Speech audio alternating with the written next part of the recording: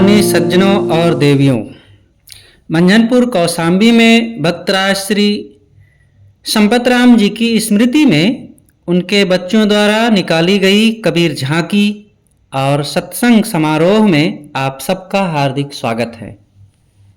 कबीर की याद कौन करेगा? हम करेंगे, सब करेंगे। कबीर की याद कौन करेगा? हम करेंगे, सब करेंगे। जब तक सूरज चांद रहेगा, सद्गुरु तेरा नाम रहेगा। जब तक सूरज चांद रहेगा, सद्गुरु तेरा नाम रहेगा। जब तक सूरज चांद रहेगा, सद्गुरु तेरा नाम रहेगा। कबीर की याद कौन करेगा? हम करेंगे, सब करेंगे। बोलिए सदगुरु कबीर साहेब की।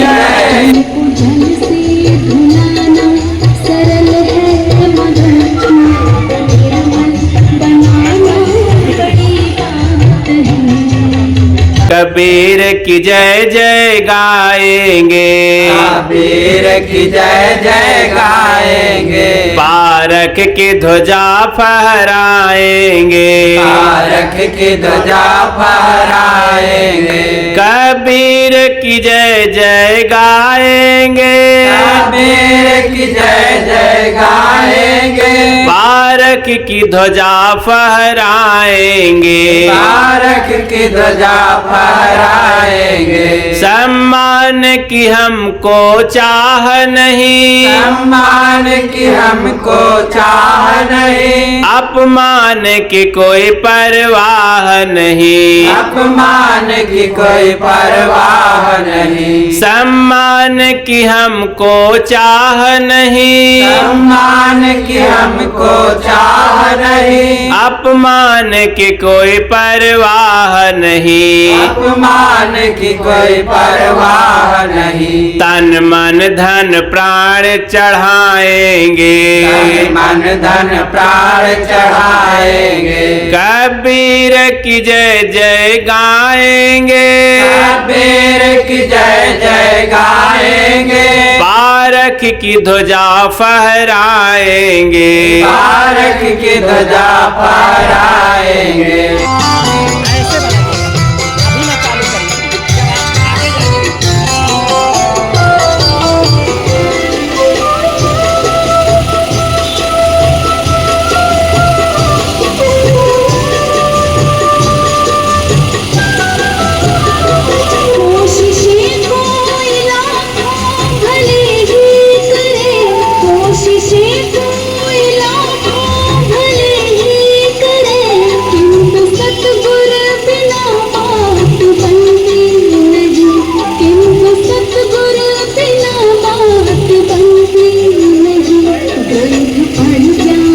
कबीर की याद कौन करेगा? हम करेंगे, सब करेंगे। कबीर की याद कौन करेगा? हम करेंगे, सब करेंगे। कबीर की याद कौन करेगा? हम करेंगे, सब करेंगे। जब तक सूरज चांद रहेगा, सद्गुरु तेरा नाम रहेगा। जब तक सूरज चांद रहेगा, सद्गुरु तेरा नाम रहेगा।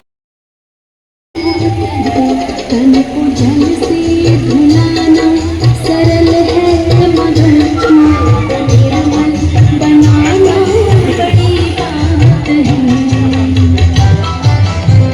कबीर की जय जय गाएंगे, कबीर की जय जय गाएंगे। पारक की ध्वजा फहराएंगे, पारक की ध्वजा फहराएंगे।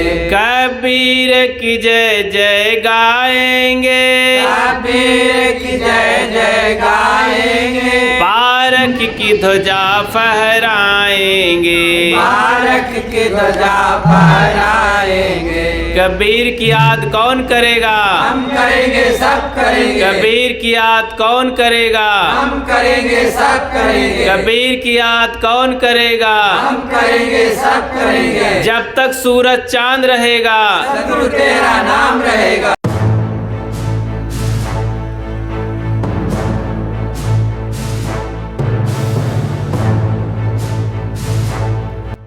सबके अंदर ये भावनाएं नहीं होती हैं कि कार्यक्रम का आयोजन कर सकें। बहुत तो अपने शादी ब्याह और भोज भंडारे से ही छुट्टी नहीं पाते हैं, भाग दौड़ से ही छुट्टी नहीं पाते हैं। उनके पास और ये सब धर्म कर्म करने के लिए कहाँ समय पैसा है लोगों के पास।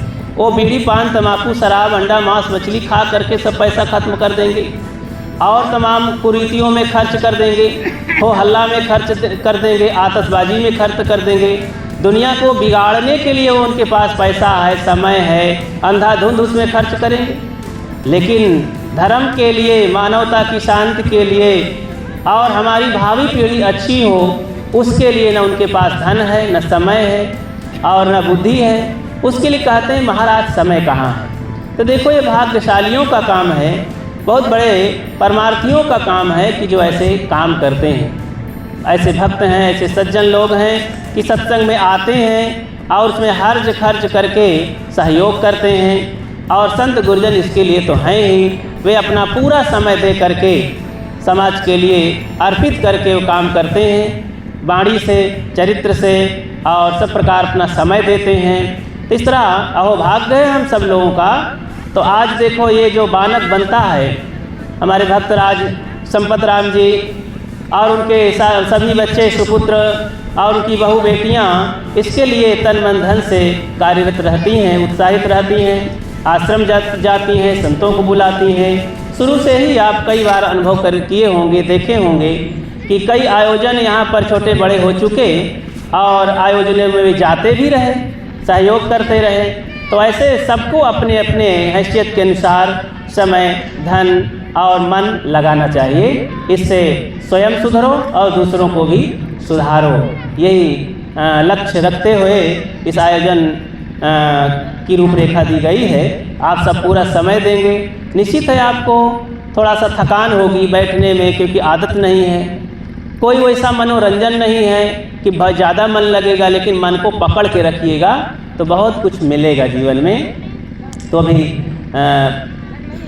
थोड़ा घूम करके और इस झांकी के साथ, ये संतों की झांकी थी, शांति संदेश के लिए भक्तों, संतों, माँ बहनों ने इसमें सहयोग लिया और इस तरह से शांति के साथ बिना कोई हुड़दंग किए और भाग दौड़ किए, बिना कोई दिखावाबाजी के, ये थोड़ा सा सहज दिखावा है, ये सहज कि शांति से सब लोग आए, सज्जनों के बीच होते हुए सदगुरु कबीर की वाणी को दोहराते हुए और इस सत्संग स्थल तक पहुँचे। और यहाँ पर अब संतों के हम सब विचार सुनेंगे, भजन सुनेंगे। तो आप सब उसके लिए तैयार, मन को तैयार करके बैठेंगे और समय समय से क्रमशः सभी संतों के विचार श्रवण करते हुए यथाउचित पूज्यपाद गुरुदेव जी के अंतिम में साहेब जी के विचार श्रवण करेंगे। परम पूज्य गुरुदेव जी, अर्चने बंदने मुद मंगलमय संसमाज, सम्माननीय भक्त सज्जनों, श्रद्धा मूर्ति माताओं, बहनों, प्रिय बच्चों, सदगुरु कबीर साहब का एक चेतावनी भजन प्रस्तुत है।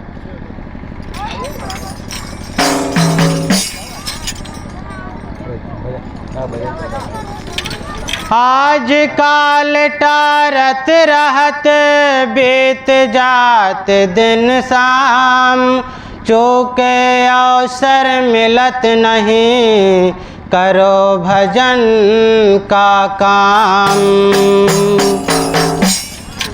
तूने हीरा जन्म गवाया, तूने हीरा जन्म गवाया, भजन बिन भाव रे तूने हीरा जन्म गवाया, तूने हीरा जन्म गवाया।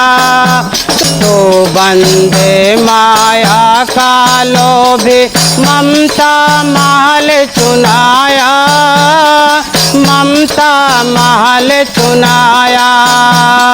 काहे कबीर एक राम भजे बिन अंत समय दुख पाया, तूने हीरा जन्म गवाया, तूने हीरा जन्म गवाया। भजन बिन भाव रे तूने हीरा जन्म गवाया, तूने हीरा जन्म गवाया, तूने हीरा जन्म गवाया, तूने हीरा जन्म गवाया, हीरा जन्म गवाया, हीरा जन्म गवाया। बोलिए सद्गुरुदेव की जय। परम पूज्य गुरुदेव जी,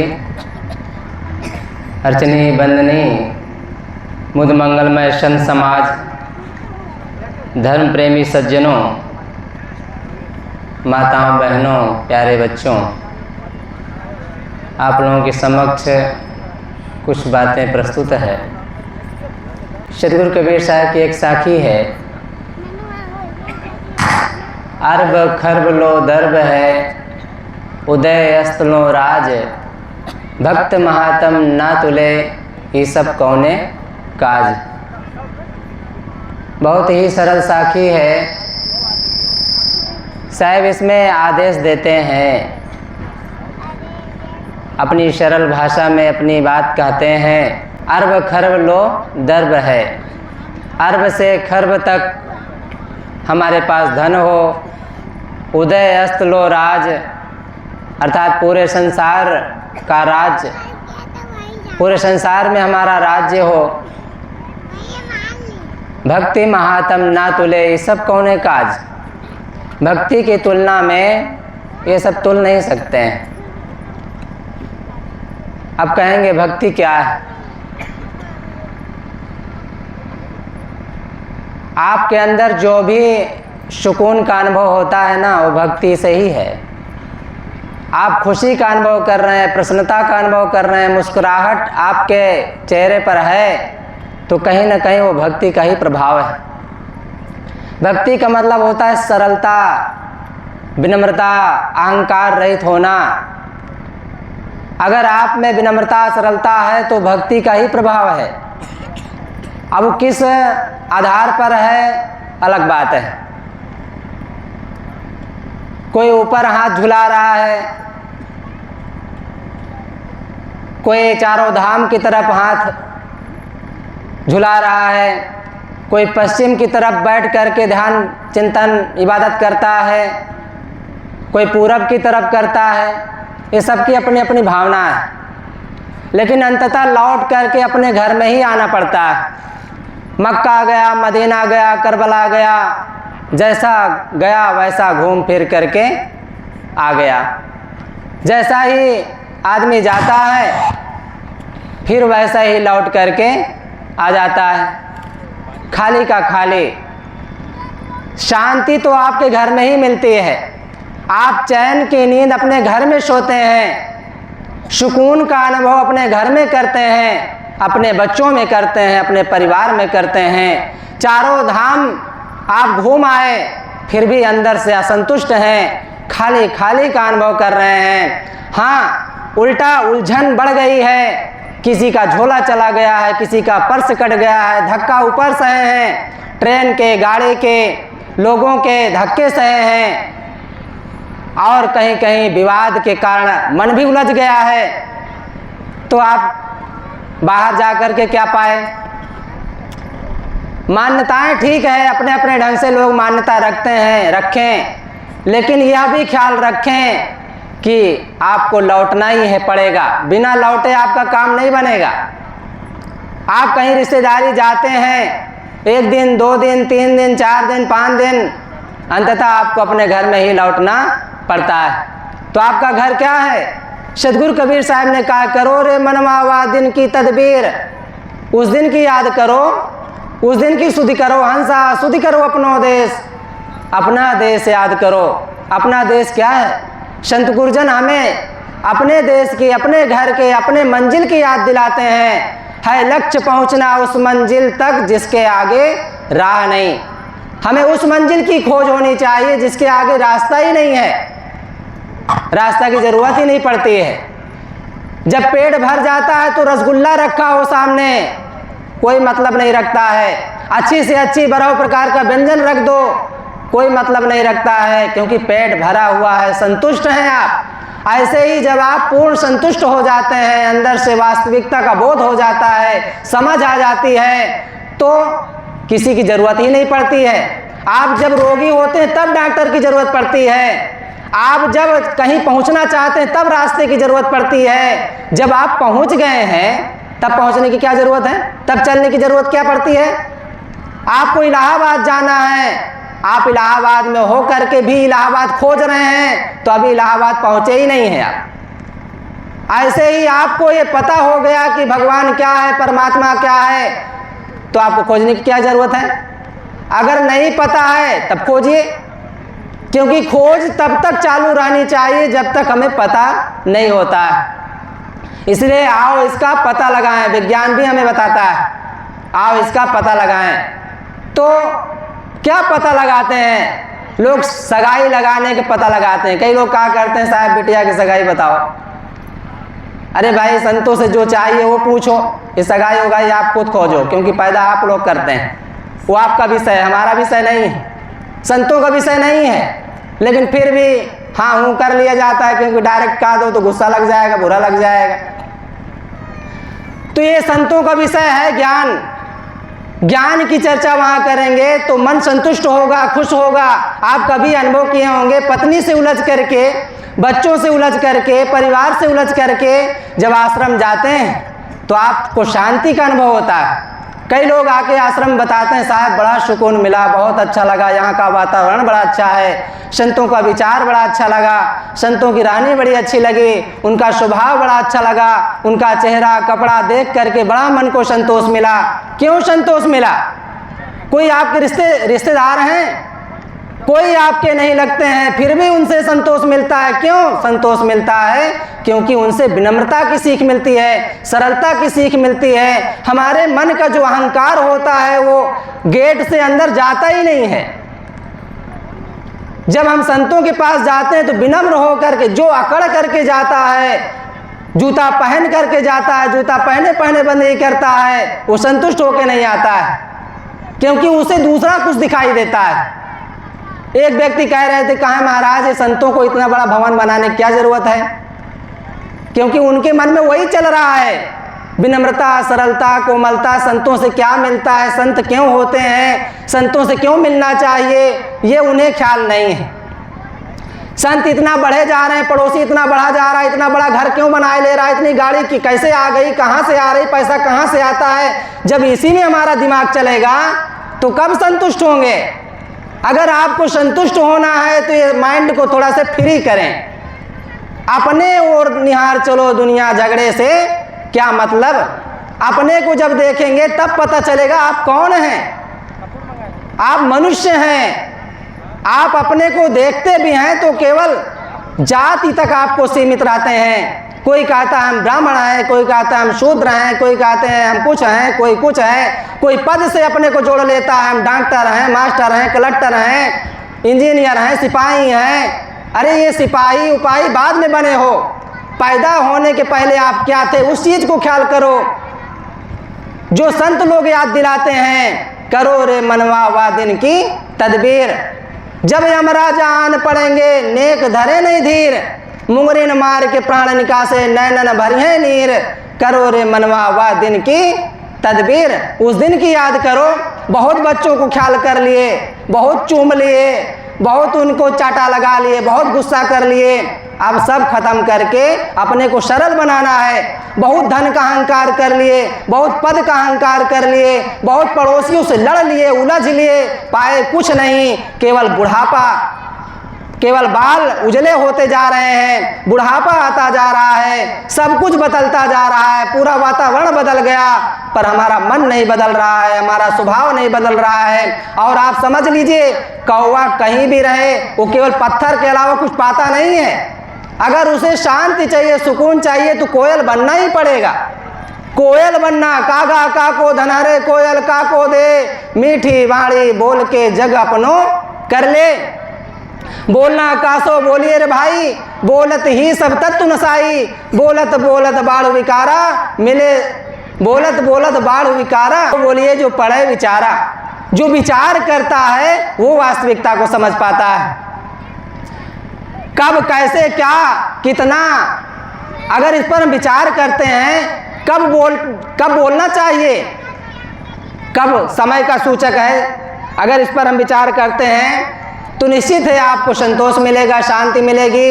मैं कह रहा था अर्ब खर्ब लो दर्ब है, उदय अस्त लो राज, भक्ति महात्म ना तुले, ये सब कौने काज। हमें विनम्रता, सरलता और निरहंकार हो करके, सरल हो करके, विनम्र हो करके, आप बड़े नहीं हैं, छोटे नहीं हैं, आप कोई पद में हैं कोई बात नहीं, कहीं भी आप हैं वो वहाँ की शोभा वहीं छोड़ दीजिए। आप अपने घर में हैं, अपने मंजिल में हैं, अपने बच्चों के बीच में हैं, सरल हो करके, विनम्र हो करके, मनुष्य बन करके जिए तो निश्चित है आपको संतोष मिलेगा, हम सबको संतोष मिलेगा। और ये संतों के पास आने का यही फल है। देखो हमारे भगत जी कितना बढ़िया बड़ा कार्यक्रम रखे, ये सब आपके लिए, हम सब का एक प्रकार से सौभाग्य है कि सभा लगी, संतों के दर्शन हुए और ये दर्शन सदैव बना रहे, होता रहे। इससे हमारा मन सरल रहेगा, विनम्र रहेगा, अहंकार से हम रहित रहेंगे। और अहंकार ही तो दुख का कारण है, बीज है। बुद्ध इसी बात की बात करते हैं कि भाई अपने मूल कारण को खोजो जो दुख देता है। अगर हम उसको खोज लिए, जान लिए, समझ लिए तो निश्चित है हमारे अंदर संतोष मिलेगा। और हम हर आदमी संतोष चाहता है, सुकून चाहता है, सुख चाहता है। तो अर्ब खर्ब लो दर्ब है, उदय अस्त लो राज, भक्ति महात्म ना तुले, सब कौने काज। मैं कुछ देर कुछ बातें कहने का प्रयास किया। इसी बात पर एक बार जय बोल दें। बोलिए सतगुरु कबीर साहब की। परम पूज्य श्री सदगुरुदेव जी, मंचासीन परम पूज्य श्री साहेब जी, मंगलमय पूजनीय संत समाज, सम्माननीय सज्जनों, भक्तिमयी ममता मूर्ति माताओं, बहनों एवं प्यारे बच्चों, जिस संसार में हम रह रहे हैं, विचार करें हमारा यहाँ क्या है।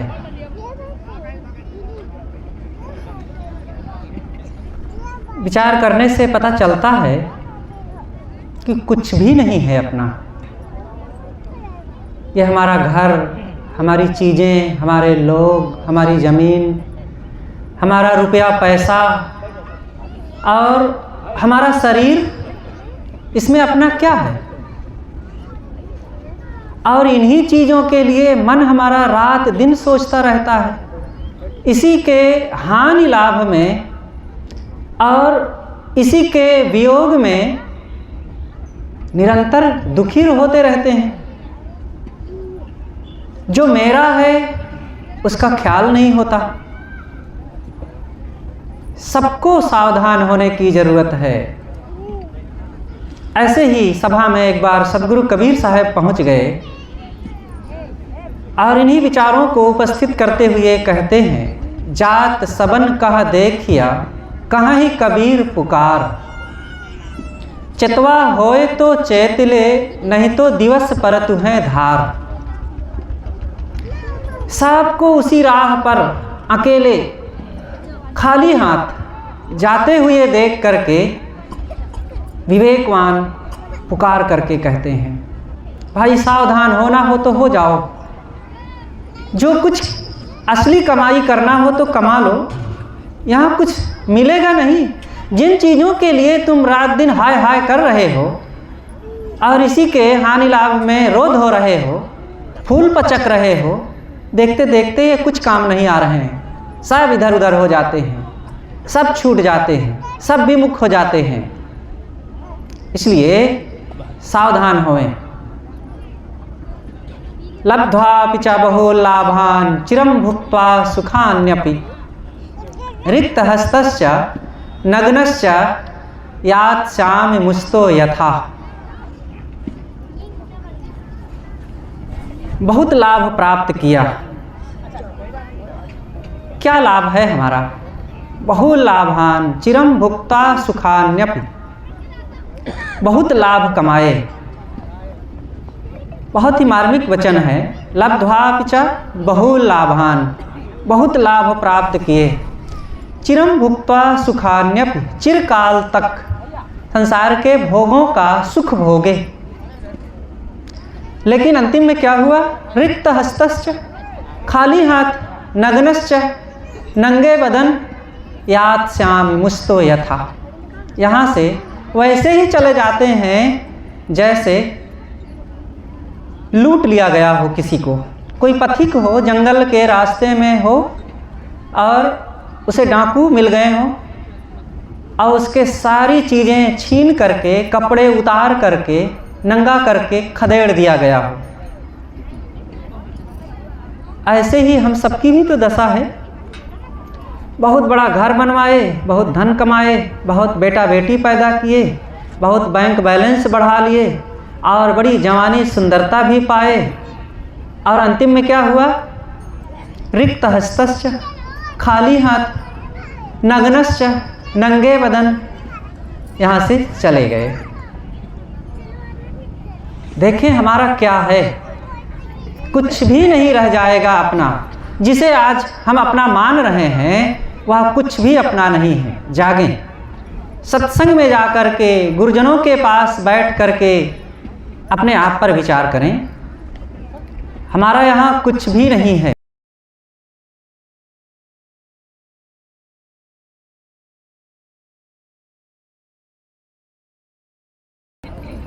जागो, नींद से बहुत प्रेम ना करो। ये रात में सोए जाने वाली जो निद्रा होती है, ये निद्रा खतरनाक नहीं है।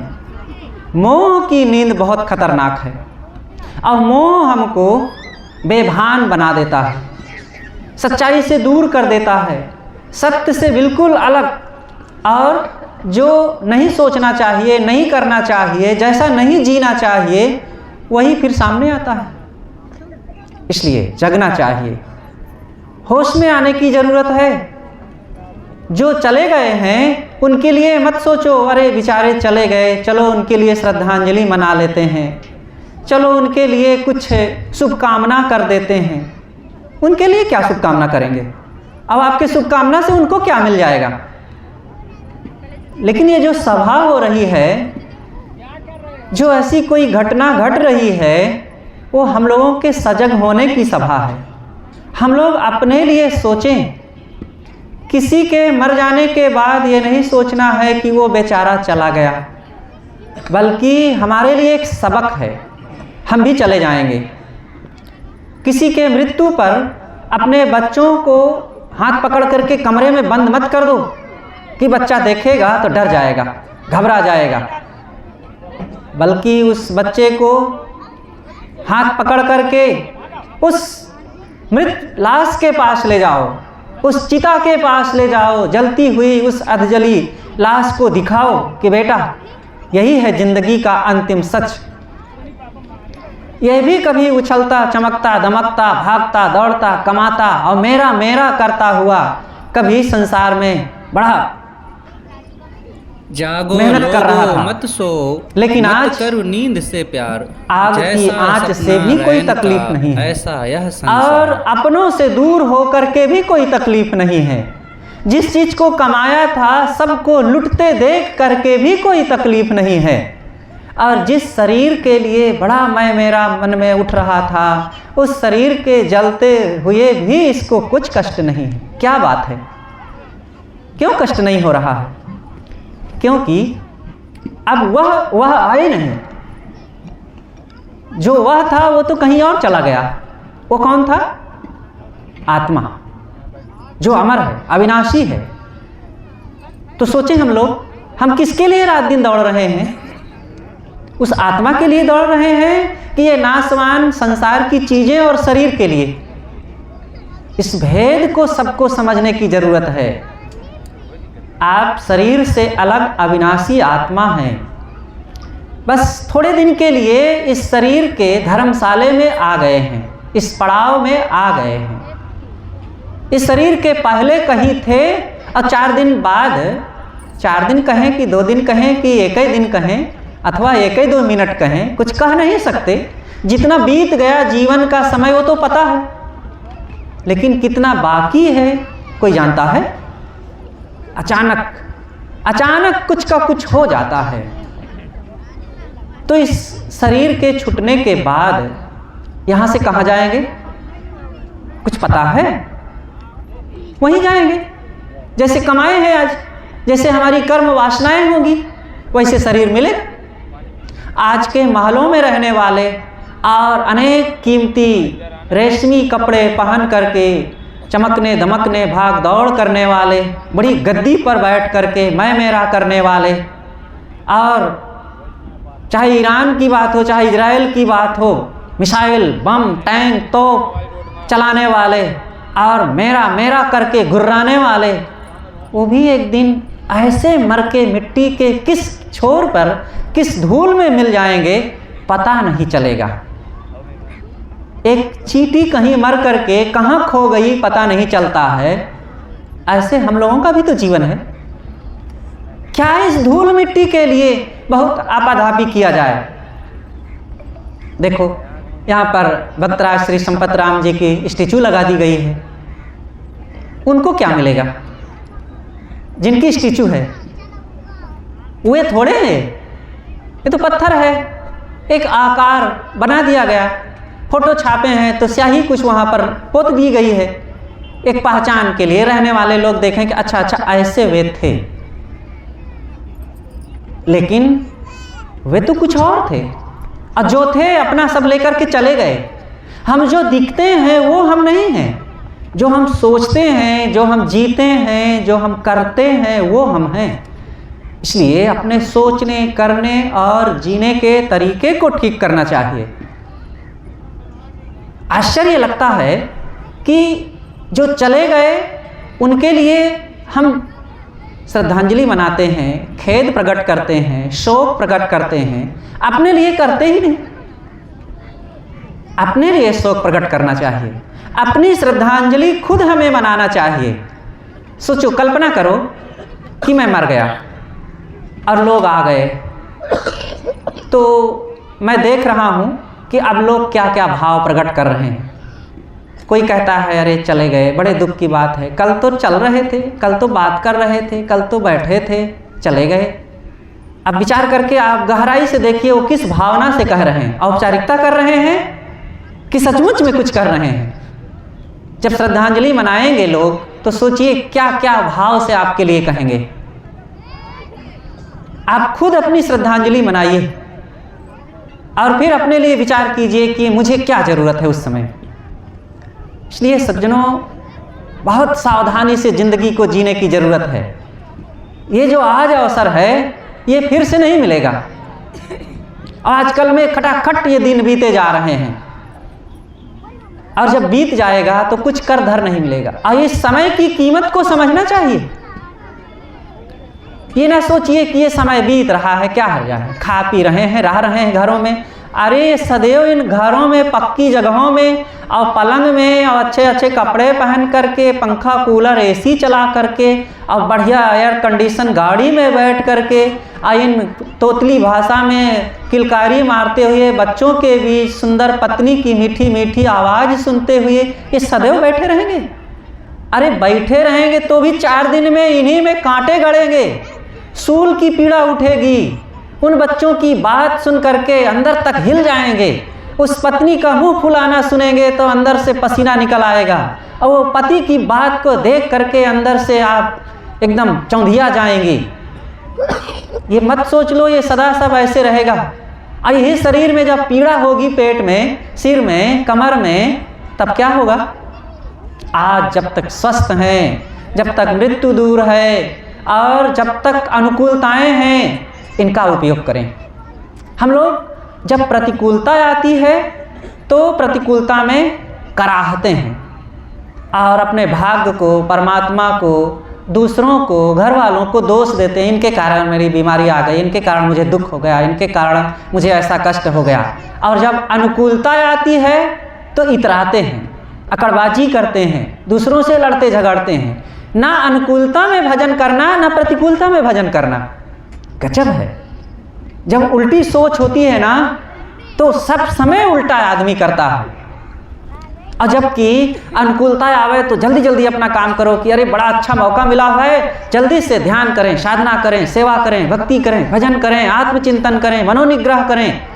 ये बड़ा थोड़ा समय है, जल्दी से करें। और जब प्रतिकूलता आवे तो सोचे कि ठीक है भाई, देखो ये शरीर बता रहा है कि क्या इस शरीर की वास्तविकता है, और अब तो मुझे आंखें खोल करके देखना, विचारना, सोचना चाहिए और जल्दी से मैं करूं, और नहीं तो बस इसी में खट से चले जाने का समय आ जाएगा।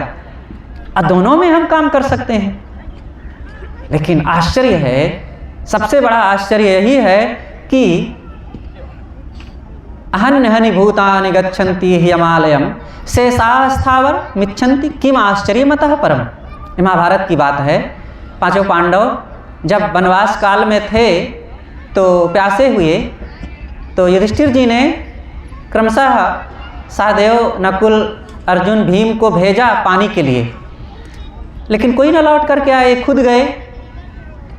देखते हैं कि चारों पड़े हुए हैं, बड़े बड़े सूरवीर योद्धा और गदा चलाने वाले, गांडीव चलाने वाले, तलवार चलाने वाले, आज इनको कौन भूलुंठित कर दिया है। सोचते हैं पानी पीऊँ, फिर मैं पता लगाऊं। पानी पीना चाहते हैं, आवाज़ आती है मत पियो, नहीं तो वही दशा होगी जो अन्य 4 भाइयों की हुई है। पहले मेरी बातों का जवाब दो। अच्छा, कौन है आप, पूछिए क्या आप पूछना चाहते हैं। उसमें बहुत सारे प्रश्न आए हैं। एक प्रश्न आता है कि आश्चर्य क्या है। जब युधिष्ठिर ने कहा था अहन्यहनि भूतानि गच्छन्ति हिमालयम शेषाः स्थावर मिच्छन्ति किम आश्चर्यमतः परम। रोज रोज अहन्यहनि, रोज रोज भूतानि गच्छन्ति, यहाँ के लोग प्राणी गच्छन्ति यमालयम, यम सदन को, यमलोक को, मृत्यु के यहाँ चले जा रहे हैं, रोज रोज जा रहे हैं, 1-2 नहीं। आप लोग इसमें जो बैठे हैं, मुझे लगता है कि सब 1-2 कंधा तो जरूर दिए होंगे 1-2 लाश को, और ज़्यादा दिए होंगे, और रोज रोज जा रहे हैं। जा करके ना पता हो किसी को तो शमशान में देख लें। हमने कुछ शमशानों में देखा है, कभी वहाँ की आग बुझती ही नहीं है। मणिकर्णिका घाट काशी में गए, और इधर जमगंगा पार एक जगह गए, वहाँ देखे कि हरदम इंतजार में 2-4 लाशें रखी हैं और 2-4 जल रही है। तो रोज रोज लोग जा रहे हैं मृत्यु सदन को, लेकिन जो बचे हुए हैं वो सोचते हैं कि ये चले गए तो चले गए, हम थोड़े चले जाएंगे। यही सबसे बड़ा आश्चर्य है। युधिष्ठिर जी ने कहा कि रोज रोज लोग जा रहे हैं और जो बचे हुए हैं वे अपने लिए नहीं सोच रहे हैं, वे सोचते हैं हम तो यहीं रहेंगे। यही सबसे बड़ा आश्चर्य है। आश्चर्य, इस बात को कोई बताता नहीं जल्दी। कोई माँ बाप अपने बच्चों को कभी बताता है कि बेटा एक दिन मैं चला जाऊंगा, तू भी चला जाएगा, इसलिए काम कर, साधना कर, भजन कर, मोह मत कर, अहंकार मत कर, विवाद मत कर। कोई कहता है?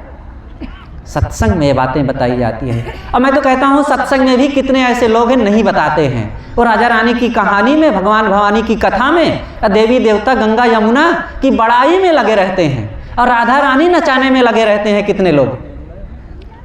सत्संग वह है जहाँ पर आपको अपनी वास्तविकता का बोध कराया जाए। इसलिए सज्जनों, हम सब लोग सच्चे अर्थों में सत्संग से जुड़ें और अपने जीवन की वास्तविकता को देखें। मैंने सदगुरु कबीर साहब का वो वचन कहा कि जात सबन कहाँ देखिया, कहें कबीर पुकार, चितवा होए तो चेत ले, नहीं तो दिवस परत है धार। सावधान होना हो तो हो जाओ, नहीं तो दिन में ही डाका पड़ रहा है। काम, क्रोध, लोभ, मोह, अहंकार आदि डकैत आकर के हमारी शांति, सद्गुण, सदाचार को दिन में ही लूट रहे हैं। दिन, ये मानव जीवन ही तो दिन है, और इसी जीवन में आकर के हम लूटे जा रहे हैं। और मनुष्य जैसा लूट रहा है और कोई नहीं लूटता है। आप लोगों को बाघ, भालू, शेर, चीता से भय लगता होगा ना, वो उतना खतरा नहीं उत्पन्न करते हैं जितना मनुष्य कर रहा है। एक बाघ भालू एक दिन में कितना जानवर मारता होगा? 1-2 ठो। और अभी मिसाइल चला चला करके एक दिन में कितने मार रहे हैं? वो कौन है? कोई चीता, कोई शेर चला रहे हैं, मार रहे हैं? आदमी एक दिन में लाखों करोड़ों लोगों को मार सकते हैं। तो ये मनुष्य जैसा भयानक कोई नहीं है, और मनुष्य जैसा देवता कोई नहीं है। इसलिए आप क्या बनना चाहते हैं? आज आपके हाथ में निर्णय लेने की क्षमता है। निर्णय लीजिए, काम कीजिए, जीवन को सफल बनाइए। अपनी बातों को मैं यहीं पर समाप्त करता हूँ। बोलिए सद्गुरुदेव की जय। अभी हम पूज्य संत श्री राम साहब जी के बहुत ही सुंदर विचार श्रवण कर रहे थे। जीवन क्षणभंगुर है, करने योग्य काम को हम करें, ख्याल करें हमें क्या करना है। सर्वे भवन्तु सुखिनः, सर्वे सन्तु निरामयाः, सर्वे भद्राणि पश्यन्तु मा कश्चित् दुःखभाग् भवेत्। अर्चनीय बंदी मुदमंगलमय संत समाज, धर्म प्रेमी, बंधुओं, श्रद्धा मूर्ति, माताओं, बहनों, बच्चों, आज हम भक्त श्री संपत राम जी के पुण्य स्मृति श्रद्धांजलि समारोह में आए हुए हैं। पिछले वर्ष उनका भव्य श्रद्धांजलि समारोह भंडारा मनाया गया। अब ये पहला समय है पुण्य स्मृति उनकी मनाई जा रही है। हम किसी संत या भक्त की पुण्य स्मृति जन्म जयंती इसलिए मनाते हैं कि उनके जो आचार विचार हैं हमारे सामने आते हैं और हमें याद दिलाते हैं कि हमें भी ऐसा जीवन जीना चाहिए। शायर कहता है, वो चाल चल कि उम्र खुशी से कटे तेरी, वो काम कर कि याद तुझे सब किया करे। वो चाल चलो कि उम्र खुशी से कट जाए, जीवन खुशी से कट जाए, अच्छे ढंग से अच्छे विचारों से जीवन बीत जाए, और लोगों को प्रेरणा मिले और मरने के बाद भी लोग याद करें। आज हम उनको याद करते हैं।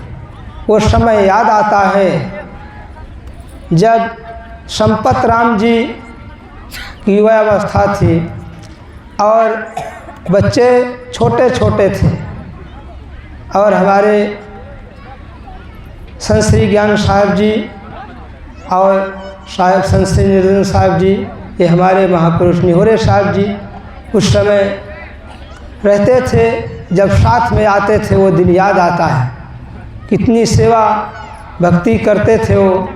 वही संस्कार बच्चों में पड़ा और संत श्री निर्धन साहब के शिष्य बने।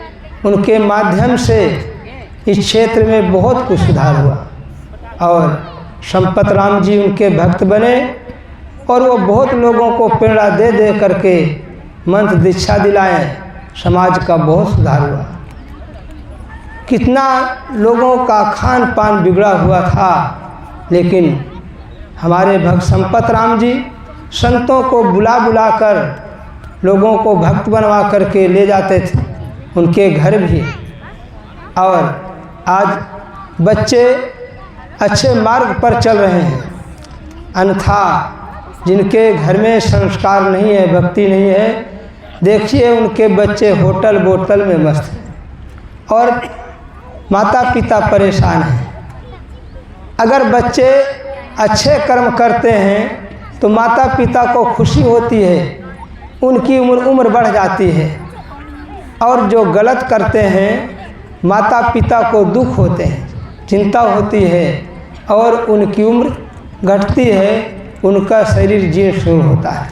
इसलिए हम ऐसा काम न करें कि जिसके करने से माता पिता को दुख हो, नहीं तो हमारा भी बुढ़ापा आएगा, हमारे बच्चे भी गलत संस्कारों में पल करके हमें भी दुख देंगे।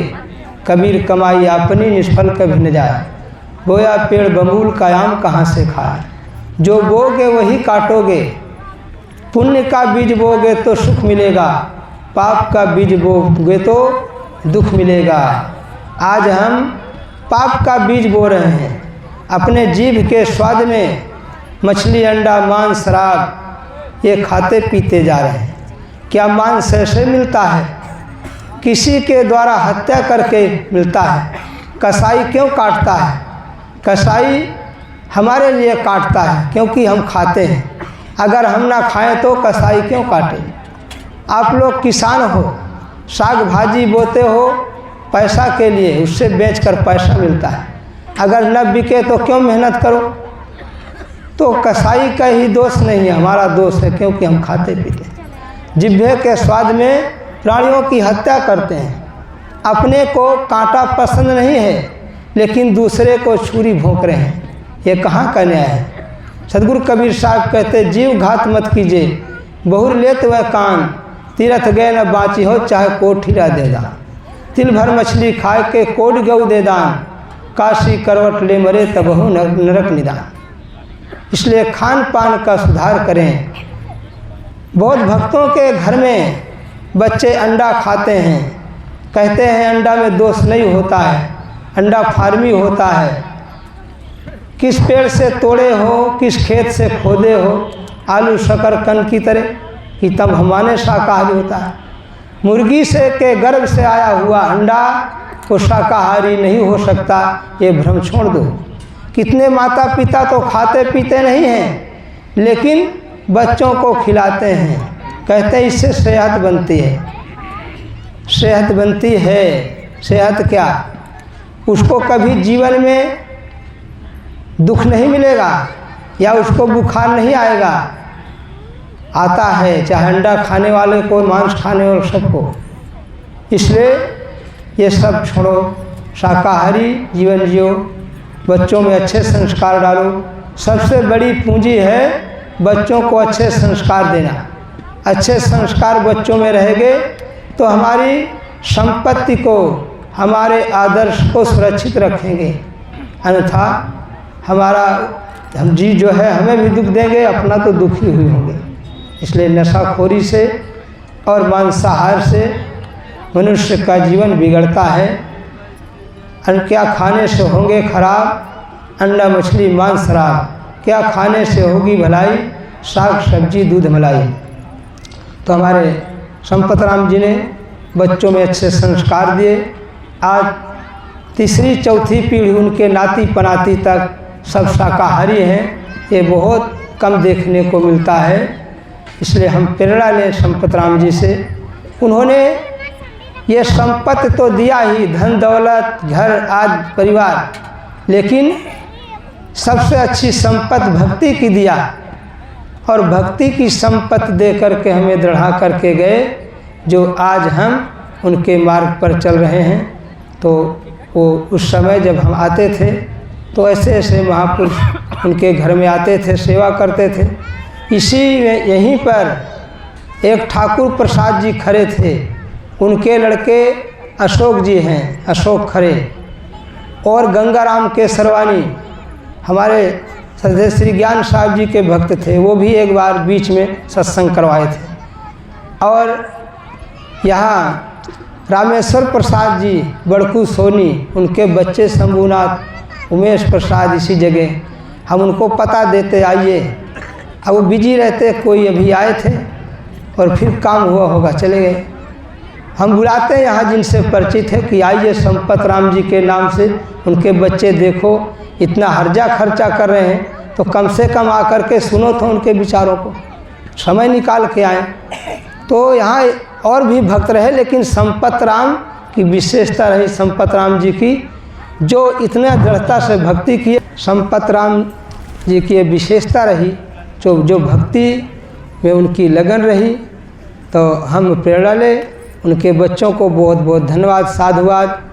श्रोता लोगों को भी देखो, महापुरुषों के स्मृति में, आदर्श में हमारे उत्साह साहब जी जहाँ कब बंधिया बाग में अच्छा विशाल स्मृति भवन और वहाँ बनवा दिए, सरकार के द्वारा काफ़ी अभी गए थे, बहुत अच्छा। इसी प्रकार से हम अपने माता पिता गुरुजनों के याद में कुछ बनाते हैं तो सहजानी होती है, वो उनके नाम से सत्संग होता है। 45 वर्ष हुआ हमारे सदगुरु निष्पक्ष साहब को शरीर छूटे। मुझे लोगों ने कहा उनके जन्म भूमि पर कुछ करना चाहिए। मैंने कहा वहाँ तो उनका खेत घर कुछ नहीं रह गया, क्या करे, चलो एक उनका भक्त है, उन्हीं के माध्यम से होगा, उनका बीज यही पड़ा हुआ। तो मैं गया, उनसे सलाह लिया, खुश हुए। साहेब हम सहयोग करेंगे हर एक तरह से, तन मन धन से, सब तरह से आप करिए, बहुत खुशी की बात है। तो सलाह लेकर आया, करना है, करने का विचार है, क्योंकि उनके नाम से 45 साल के बाद आश्रम में कोई रहने के बिक गया। तो अब यादगिरी में भक्तों के द्वारा कार्यक्रम करेंगे। तो ऐसे सबको अपने गुरु आश्रम में या माता पिता के आधार से सत्संग करा के लोगों को प्रेरणा देनी चाहिए। बहुत बहुत साधुवाद। हमारे ये घनश्याम जी, उधर श्याम जी, सभी भाइयों को और पूरा परिवार को धन्यवाद, जो ऐसे सलाह से, प्रेम से उनकी याद में इस पुण्य स्मृति में सत्संग करवाए। बहुत बहुत धन्यवाद। और एक विशेषता हमारे साहब जी संत श्री सनाथ साहब जी आए, सब जो सबको सनाथ कर देंगे। साहब जी के ऐसे निष्पक्ष विचार हैं, इसलिए उनके विचारों को सुनेंगे। हमें भी साहिब के दर्शन पाकर खुशी हो जाए। साहिब देव की जय। बस कुछ मिनट बाद और इंतजार करवाएंगे। मंचस्थ पूज्य गुरुदेव जी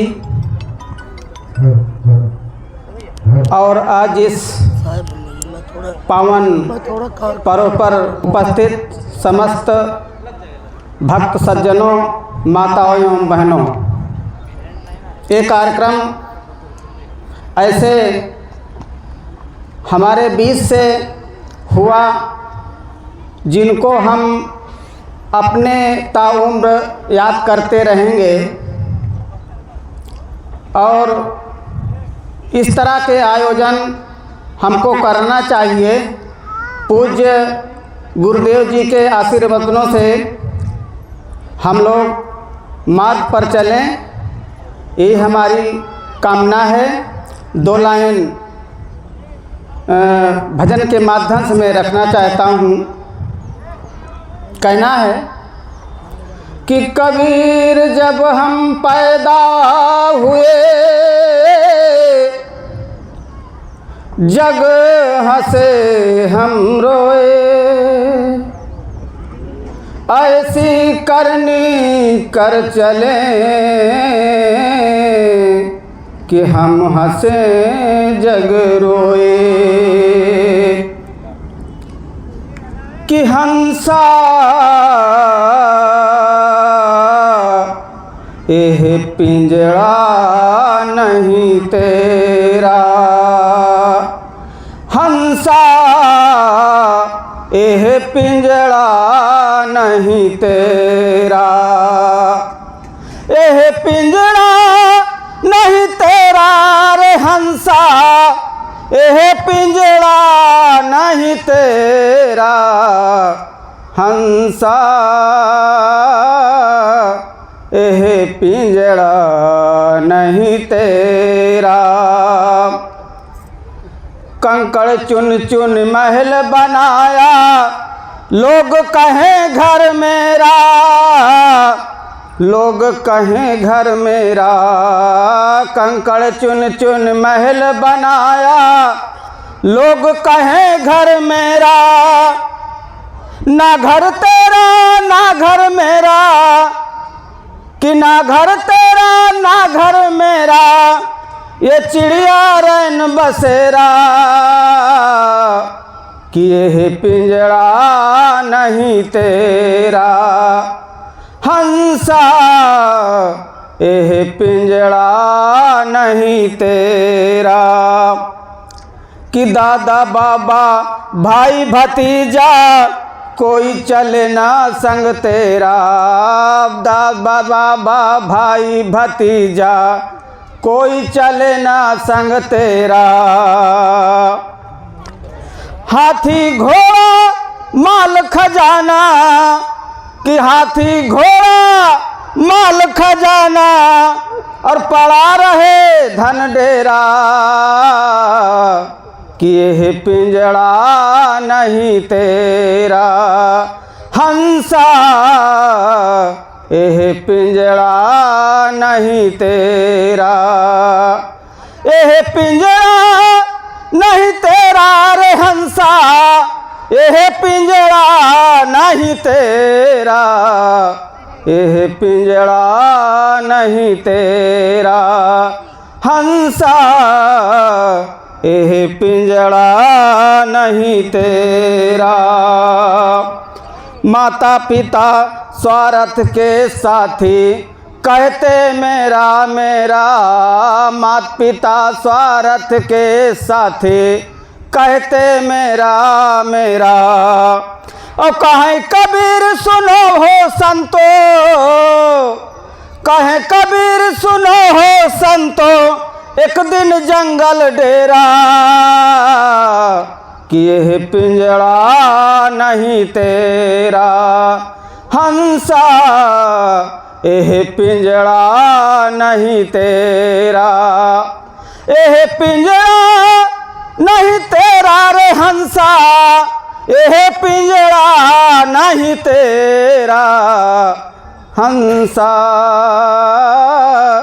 एह पिंजरा नहीं तेरा हंसा हंसा, एह पिंजरा नहीं तेरा।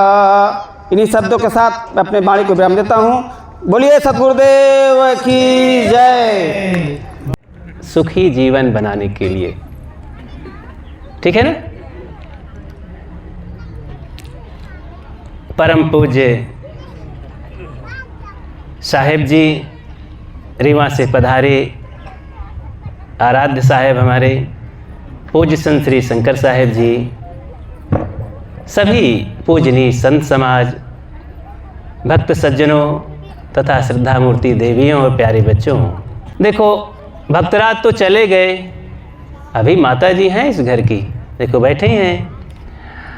अब माता तो जीवित ही रहती हैं, वे सबको प्यार स्नेह देती हैं और बहुत अच्छा है, माताएं भावों से भरी होती हैं। भावों के साथ साथ विवेक का होना बहुत ज़रूरी है। विवेक एक आँख है। भावना केवल अगर रहती है, आँख नहीं होती है तो भावना भटकाती रहती है।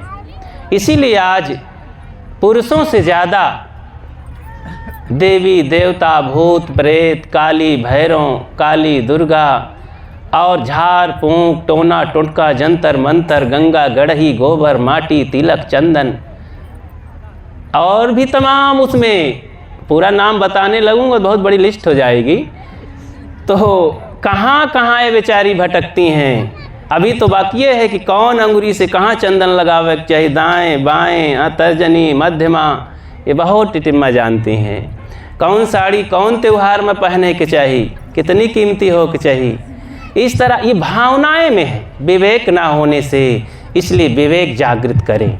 जाही को विवेक ज्ञान, ताही को कुशल जान, जाही और जाय वाको वाही और सुख है। विवेकी बनो। विवेकी आदमी जिधर भी जाता है,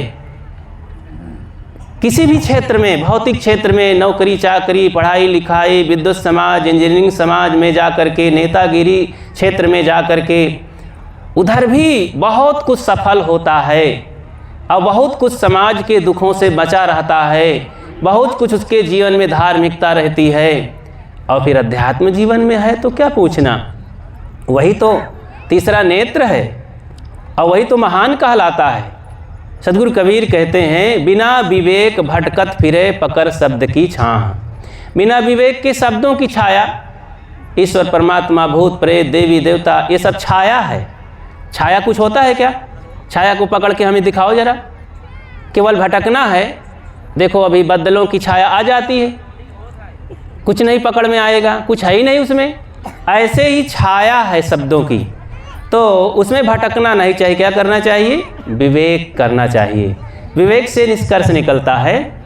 एक बार की बात, एक 80 साल 90 साल के बूढ़े ने अंतिम समय शरीर छोड़ते समय एक ताबीज़ दे गया अपने बेटे को। कहा, बेटा इसको बांध लेना गले में, और जब भी बड़ा संकट कभी आवे तो इसको खोलना। कुछ डरवा दिया। तो वो आदमी पिता की बातों को याद किया कि अनावश्यक नहीं खोलना है, संकट की घड़ी में खोलना है। तो अच्छा आदमी था, सत्संगी था, पिता का ज्ञानवर्ती था। ऐसे दिन बीतते रहे, पूरी ज़िंदगी उसकी बीत गई, वो ताबीज़ को खोला ही नहीं। फिर अपने पुत्र को दिया और यही मंत्र दिया कि बेटा इसको खोलना नहीं, विपत्ति काल में इस ताबीज़ को खोलना, तुम भी गले में पहन लो। तो वो भी ख़त्म हो गया। अब तीसरी पीढ़ी में जब पहुंची वे ताबीज़, तो उस समय फिर तीसरी पीढ़ी वाला राजकुमार राजा बना। राजा की घर की बात है। जब राजा बनता है तो अब वही मंत्र था कि ताबीज़ को संकट के समय खोलना है। राजकुमार बहुत धनी राजा था, संकट आया, पड़ोसी राजा चढ़ाई कर दिया। अभी देखो युद्ध चल रहा है, बहुत विकराल स्थिति में है, पूरी दुनिया के कानों में आवाज़ जा रही है, सब थर्रा रहे हैं। तो राजा भी सोचा कि अब चढ़ाई कर दिया, आधी रात को चढ़ाई किया, चारों तरफ से घिर गया। तो सैनिकों ने बताया सीआईडी विभाग से कि भाई राजकुमार राजन, अब बचने के कोई चांस नहीं है, सैनिक सावधान हुए नहीं और दुश्मन घेर लिया, तो अब तो आप बच नहीं सकते, कि जल्दी बचाओ। तो वो गले में ताबीज़ थी ही, कुछ नहीं ले पाया वो राजा, और किसी तरह सैनिक के आधार से, कुछ लोगों के व्यक्तिगत अंगरक्षकों के आधार से, सहयोग से वो निकल भागे। चारों तरफ जब दुश्मन देखा कि यहाँ तो राजा है ही नहीं, तुरंत आदेश दिया घुड़सवारों को और खदेड़े। राजा भागते भागते भागते बहुत दूर निकल गया, बचने के कोई चांस नहीं दिखाई दे रहे थे। एक झाड़ी में जाकर घुस गया, छुप गया, और देखा कि घोड़ों की टाप सुनाई दे रही थी, खटपट खटपट दुश्मन आ रहे हैं, पा जाएंगे तो मारी डालेंगे। उसी समय संकट की घड़ी दिखाई देती है। सबसे बड़ा संकट किसका होता है? मौत का।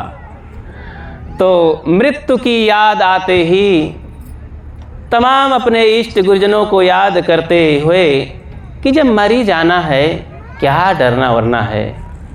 देखो सब छूट रहा है। ताबीज़ को खोला तो इसमें एक कागज़ की पर्ची निकली। सोचा कि इसमें कोई भभूत निकलेगा, तो कागज़ की पर्ची निकली तो उसे खोलने लगा। यही सब उधेड़ बुन में राजा के देखे इधर उधर घुड़सवार और साइड से निकल गए। संकट कट रहा था। अब ये छुपा हुआ वहीं पर्ची को पढ़ने लगा। उसमें लिखा था, क्या लिखा था? फूलो नहीं और पचको नहीं, ये दो शब्द लिखा था। सोचने लगा ये फूले पचके कोनो गुब्बारा तो हम हो ही ना, ये क्या चीज़ है भाई। तब समझ में आया कि ये तो मेरे बाप दादों की, पूर्वजों की दी हुई ताबीज़ है। मेरे बाबा इसी में सुखी रहे, संकट आया नहीं। मेरे पिता इसी में चले गए सुखपूर्वक, उनको संकट आया नहीं, ताबीज़ खोलने का मौका ही नहीं पड़ा।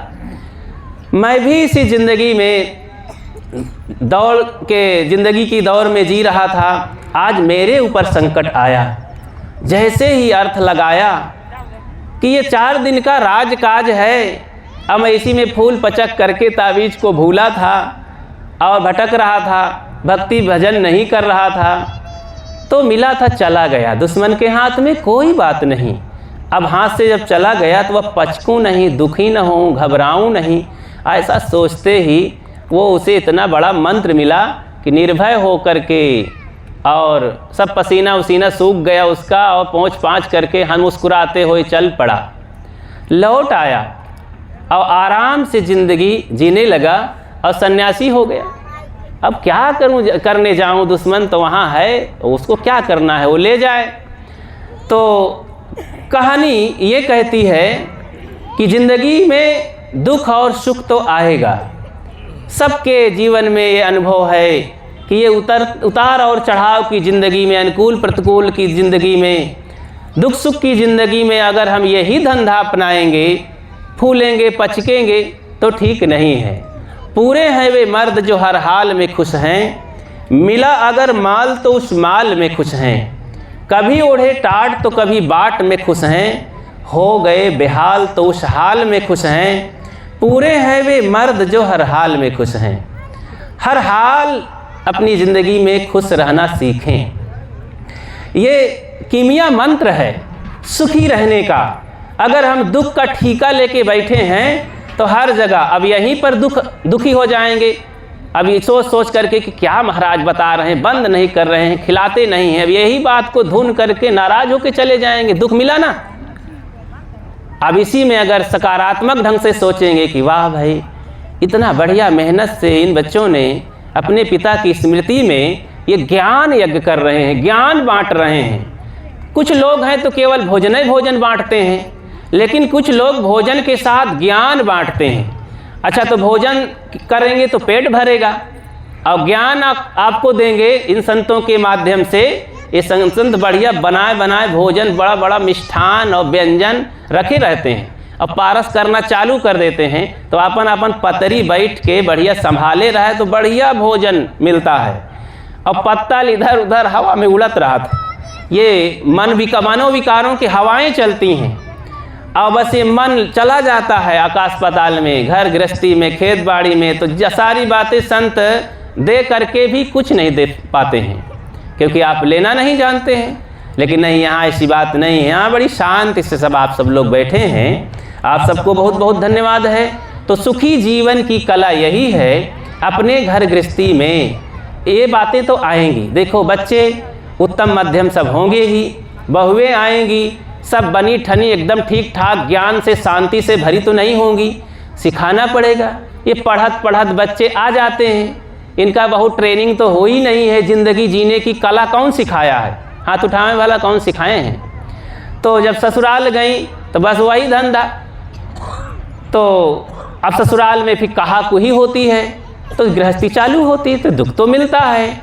सीखते सीखते पूरी ज़िंदगी लग जाती है, लेकिन सीखने के भाव में भी तो कोई नहीं रहते हैं, अहंकार से भरे रहते। मैं सब जानता हूँ, मैं सब जानती हूँ, मुझे सिखाने आए हैं, मैं इतना धनवान हूँ, इतना पढ़ा लिखा हूँ, इतना बुद्धिमान हूँ, इतना सुंदर हूँ, इतना ज्ञानी हूँ, इतने दिनों से मैं भक्त हूँ। कई भक्तों को हमारे ये अहम होता है, अपने दिन का अहम होता है कि मैं इतना पुराना भगत हूँ। अरे साहब, 3 पीढ़ी से हमारी भक्ति चली आ रही है और तम्बाकू तक नहीं छोड़ पाए। इतना लंबा समय तम्बाकू तक नहीं छोड़ पाए, बीड़ी तक नहीं छोड़ पाए, गाली तक नहीं कम कर पाए, क्रोध को समझ ही नहीं पाए। उनसे पूछो कि भैया अच्छा शरीरिया में इंद्री कैठ होती, ये वासना का चीज़ आए, ये रजो सतो ये गुण का चीज़ आए, कुछ नहीं पता है।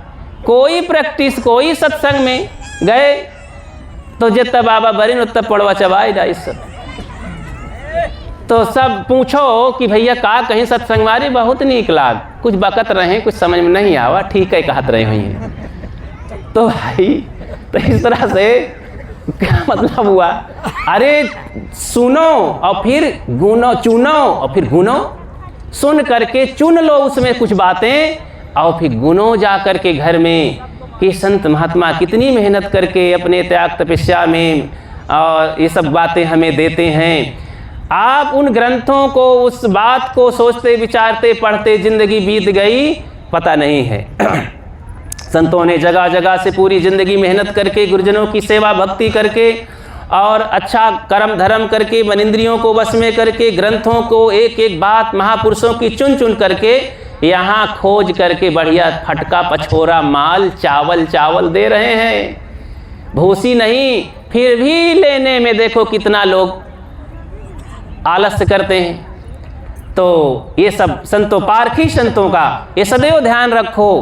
पारक सदगुरु कबीर का एक बहुत बड़ा शुद्ध साफ सिद्धांत निराला है उनका दर्शन, पारक दर्शन, पारक सिद्धांत, परख परख करके जीवन जीने की। ये कोई संप्रदाय नहीं है, ये कोई मतांतर का धर्म नहीं है, ये कोई पक्षपात नहीं है। सभी लोग पारखी बनो, परख करके जो सही हो धर्म के क्षेत्र में, व्यवहार के क्षेत्र में, उसे मानो और अपने जीवन में आचरण करो। आप सबको बहुत बहुत धन्यवाद देते हुए अपनी बात को विराम देता हूँ। आशा करता हूँ कि आप सब लोग इससे लाभ उठाएंगे और परम पूज्य साहिब जी से मैं निवेदन करता हूँ कि अपने अमृत वचनों से हम सबको कृतार्थ करने की कृपा करें। बोलिए सदगुरु कबीर साहेब की जय, संत समाज की जय, भक्त समाज की जय। विश्ववंदनीय संत सम्राट सदगुरु कबीर साहब, मंच पर विराजमान परम आदरणीय संत श्री शंकर साहब जी, आदरणीय संत श्री विकास साहब जी, श्री राम साहब जी, वृद्ध विवेक संपन्न पूजनीय संत समाज, साध्वी बहनें, धर्म प्रेमी सज्जनों, श्रद्धा मूर्ति देवियों, भारत सुंदर के गोदी में खेलने वाले फूल से प्यारे बालक बालिकाओं, अभी हम लोग अनेक संतों के सुंदर सुंदर विचार श्रवण किए विभिन्न विषयों पर। माधवाचार्य ने लिखा, माल्यम कस्य विचित्र पुष्प रचितम प्रीत्य न संजायते। कोई माला हो और एक रंग के हो तो उतना अच्छा नहीं लगता है, और माला है उसमें कई प्रकार के फूल होते हैं ना, उस बड़ा आकर्षक लगता है। ऐसे आप लोग अनेक संतों के उनके अनुभव और सुंदर विचार श्रवण किए हैं।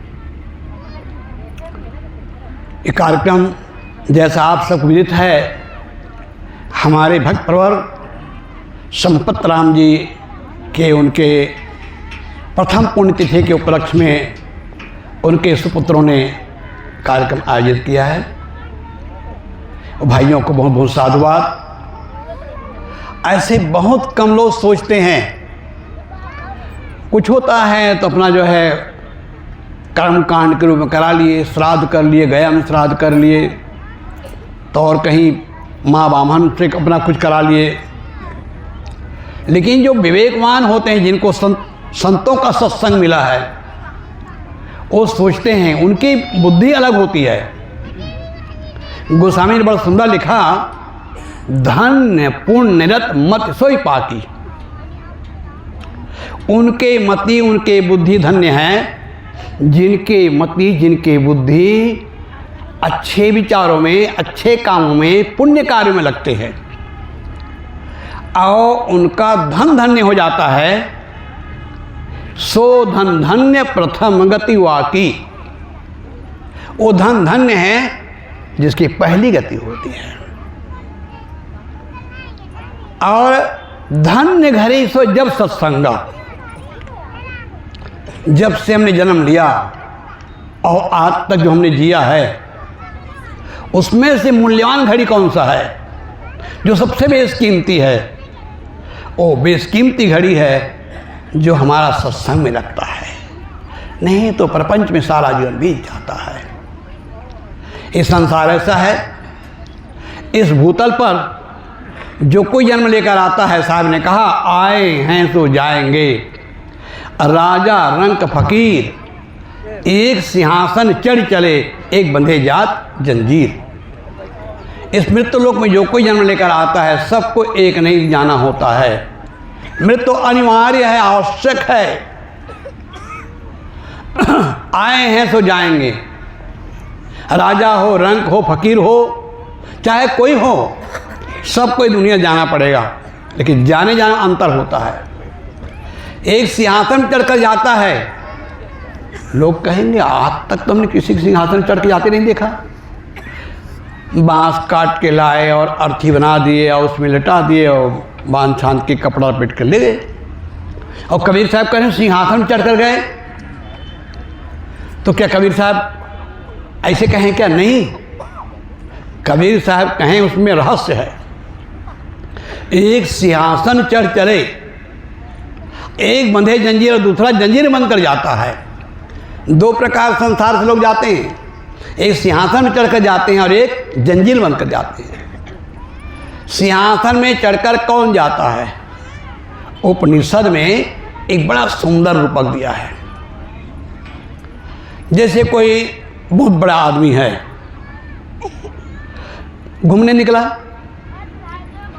और घूम करके जब लौट के आता है तो उसका जो नौकर होता है वो उसका छड़ी पकड़ता है, कोई उसका चल के आया है, थक भी गया है, पसीना भी हो गया है, उसे कोई कूट उतारता है, बड़े प्रेम से उतारता है, बड़ी श्रद्धा उतारता है।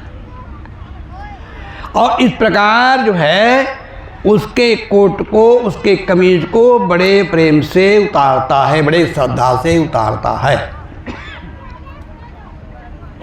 ये रूपक बताया जा रहा है। ऐसे ही जो वैराग्यवान है, बोधवान है, रहनी संपन्न है, जिन्होंने सुंदर जीवन जिया है, उनके शरीर को मौत उसी प्रकार उतारती है जैसे बड़े आदमी के कोट को, कमीज को उनका नौकर उतारता है।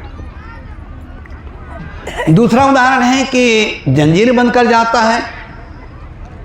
हम सुनते हैं लोगों से कि जब आदमी मरने लगता है, इतनी पीड़ा होती है जैसे लाखों लाखों बिच्छू के डंक की पीड़ा जो होती है, एक बिच्छू डंक मारता है कितनी पीड़ा होती है, एकदम आदमी हाल बेहाल हो जाता है, और यहाँ तक कभी कभी तो शरीर छूट जाता है एक बिच्छू डंक से। और यहाँ कहा जा रहा है लाखों लाखों बिच्छू के डंक जैसे पीड़ा होती है। इसका मतलब क्या है? इसका मतलब ये है, जिस धन संपत्ति, जिस बैंक बैलेंस, जिस खेती बाड़ी जागीर, नाते गोते, बेटा बहू नाती पोते, जिस मकान को हमने बनाया, अब सब कुछ छूटा जा रहा है। और एक दो दिन के लिए नहीं छूटा, सब दिन के लिए छूटा जा रहा है, तब कितना पीड़ा होगी। एक बात ध्यान दीजिए, जब कोई आदमी दान करता है ना, तो दान करता है तो प्रसन्नता होती है। दान करने से आदमी पीड़ा नहीं होती है, अरे क्या बताएं हमें दान करते नहीं, दान करने प्रसन्नता होती है। चाहे आप 1000, 2000, 10,000 चाहे जितना दान कर दें, उस खुशी होती है। लेकिन अगर आपके कोई पैसा छीन ले, 10-5 रुपये छीन ले, उसमें आपको पीड़ा होती है। क्यों पीड़ा होती है? क्यों आप खुशी खुशी नहीं दे रहे हैं, आपसे छीना जा रहा है। एरिया में हम घूमने जाते हैं सवेरे सवेरे, तो हमारे पड़ोस की एक महिला जो है घूमने जाती थी, और बड़े घर की थी, तो कुछ माने महिलाओं में कुछ दिखाने को होती है, बढ़िया कीमती हार पहने हैं सोने की, और दिखाती थी हम बहुत बड़े घर के हैं, हार पहने हैं। चोर देखते रहते थे। एक दिन जो है पाया अकेले में, थोड़ा अंधेरा रहा, अब वो जो है हार छीन के ले गए। अब वो माता जो इतनी रोती थी, लगता है महीनों रोती रही वो। क्यों रोती रही? उसे छीन लिया गया है। और वही अगर दान कर देती ना, तो खुशी होती उसको, लेकिन छीन लिया, छीनत पीड़ा होती है। तो ऐसे सब कुछ छूटा जा रहा है तो पीड़ा होती है। मौत एक कला है, मृत्यु एक कला है। साहब ने कहा मरते मरते जग मुआ, अब मुए न जाना कोई, ऐसा होए के ना मुआ जो बहुर मरना होए। साहब कहते मरते मरते संसार के सारे लोग मर गए, लेकिन मरने नहीं जाना। आप लोग कहें मरने भी जानना पड़ेगा क्या? मरना भी सीखना पड़ेगा? साहब कहते हाँ, मरना सीखना पड़ेगा। मरना सीखना भी जरूरी है। कैसे मरना है? कबीर साहब ने कहा जही मरने से जग डरे, जही मरने से जग डरे, मेरो मन आनंद, कब मरिहाओ कब पाइहाओ पूरन परमानंद। साहब कहते कब मरूंगा, कब पूर्ण परमानंद को प्राप्त करूंगा।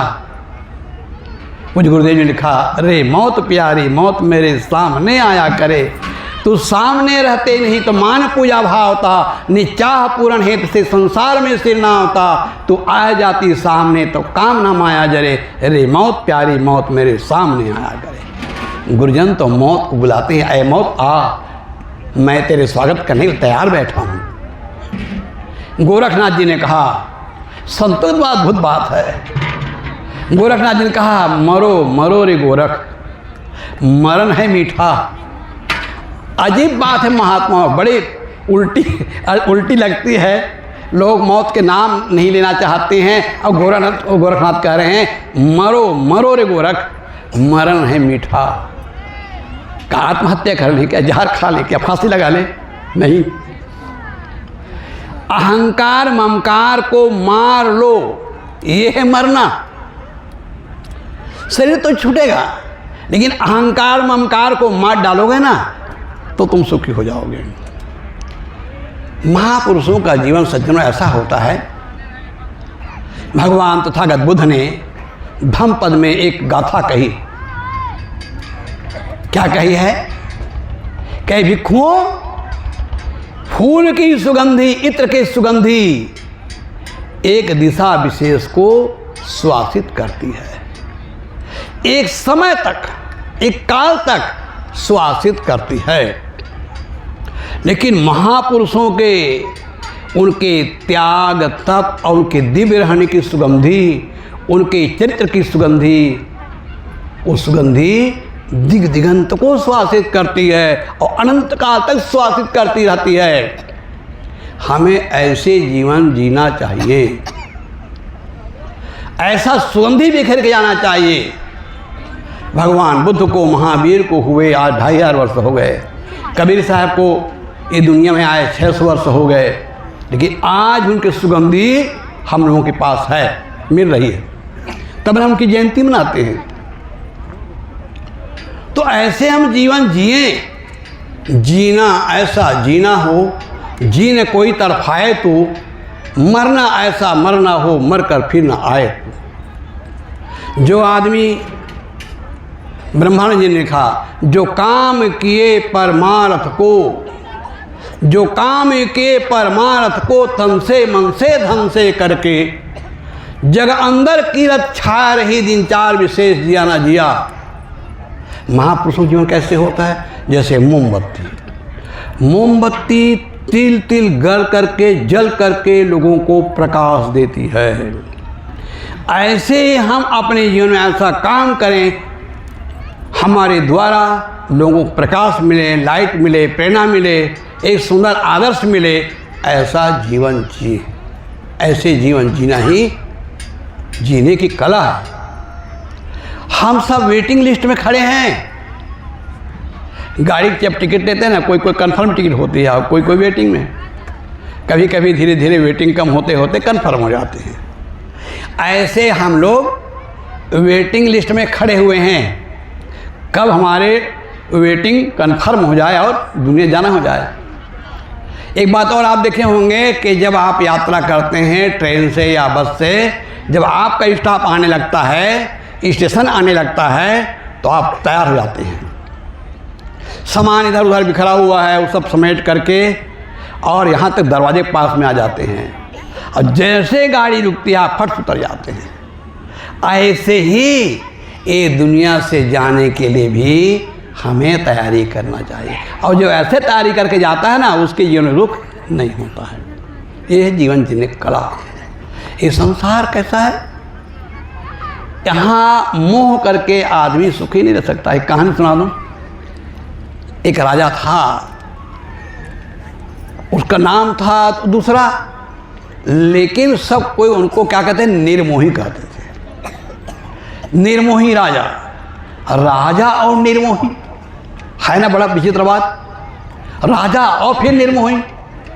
एक दिन के बाद निर्मोही राजा का राजकुमार जंगल में सैर करने गया था। जंगल में भटक गया, साथी बिछुड़ गए, वो अकेला रह गया। भटकते भटकते एक आश्रम में पहुंचा। संत रहते थे। संत ने पूछा, तुम कौन हो, कहाँ के रहने वाले हो, क्या नाम है? अपना नाम बताया। मैं अमुक नगर के निर्मोही राजा का पुत्र हूँ।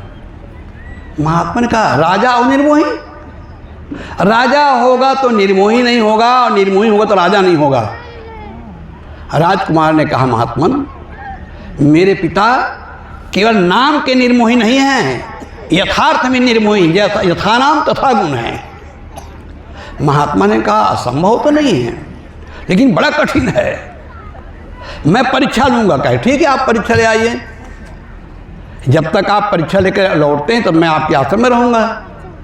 महात्मा जो है चल दिए, बताए एड्रेस के अनुसार पहुँचे राजमहल में। सबसे पहले मिल गई राजकुमार के दासी। महात्मा ने उसको बताया, तू सुन चेरी बात, तू सुन चेरी श्याम की बात सुनाओ तो ही, कुंवर बिनसो सिंह ने असन पड़ो है मोही।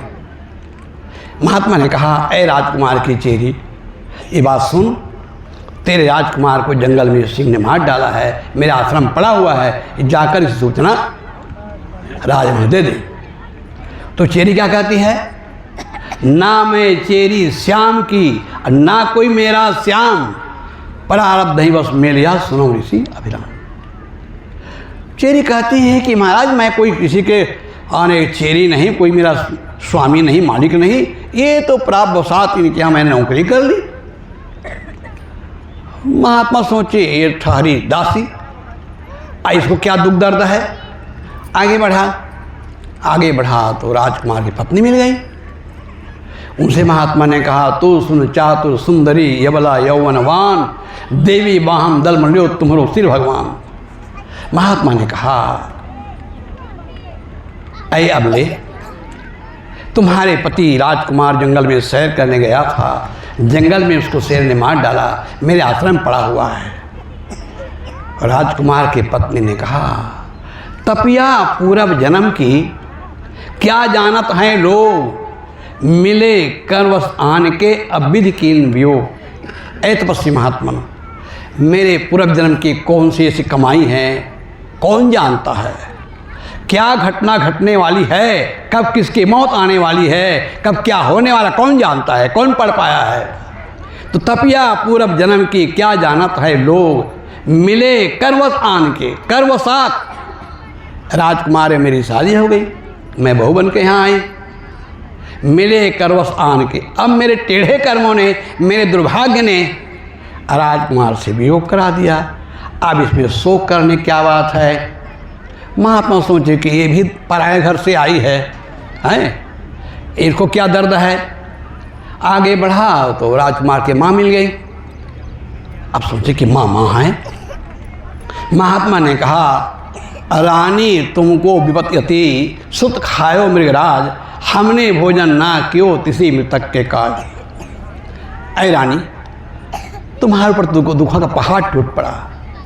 रानी तुमको विपत्यति सुत खायो मृगराज, तुम्हारे पुत्र को मृगराज शेर ने खा लिया। सुत खायो मृगराज, हमने भोजन ना क्यों, और राजकुमार मृत्यु हो जाने के कारण मैं भी भोजन नहीं किया, हमने भोजन ना क्यों किसी मृतक के काज। रानी क्या कहती है, एक वृक्ष डाली घनी पंछी बैठे आए, निस होते प्रभात ही उड़ उड़ चौं दिस धाय। ऐ महात्मा, जैसे कोई एक बरगद का पेड़ है या पीपल का पेड़ है, शाम होने के समय संध्या समय तमाम पक्षी वह आकर वहाँ अपना बसेरा ले लेते हैं, और सुबह होता है सब उड़ उड़ के जहाँ उनको जाना हो चले जाते हैं।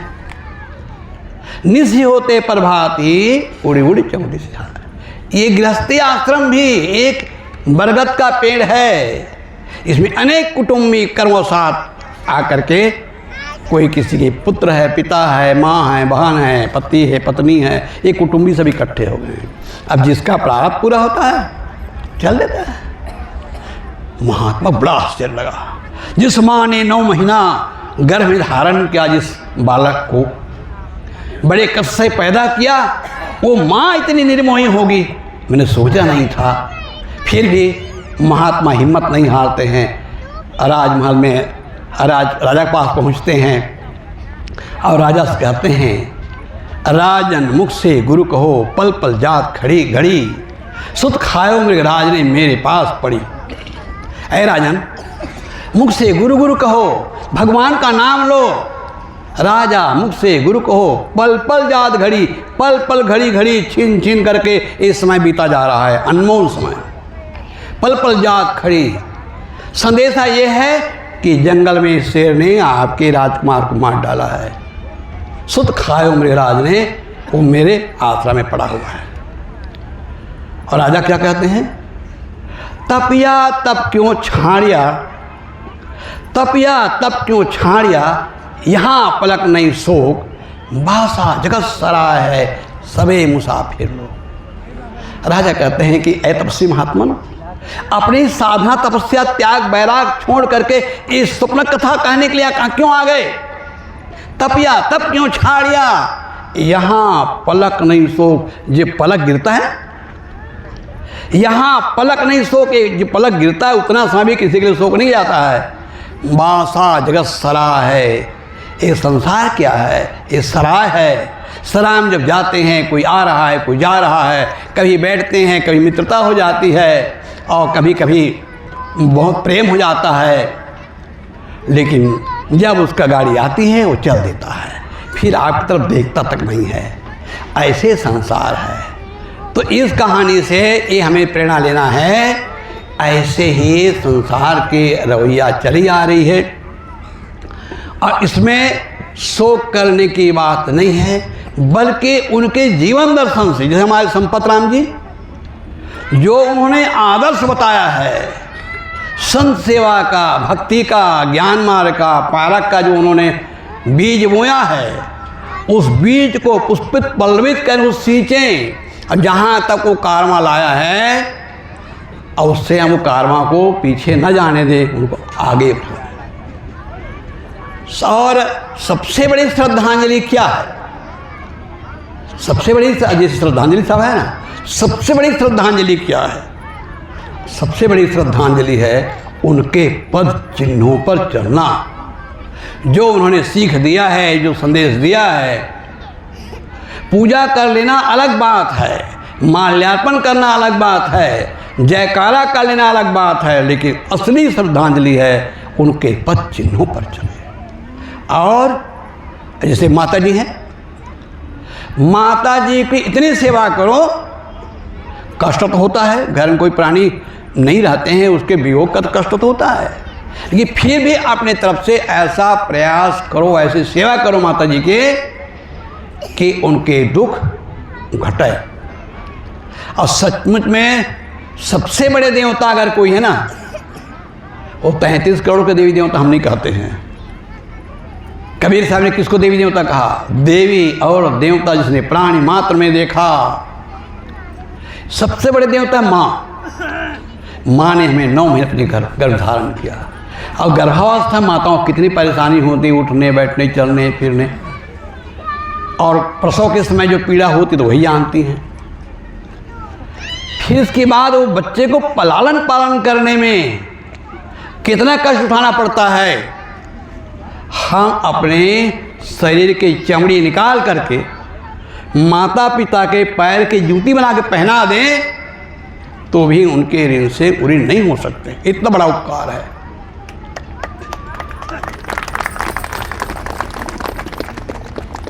इसलिए माँ का आदर्श, ये हम तो कबीरपंथी कह रहे हैं।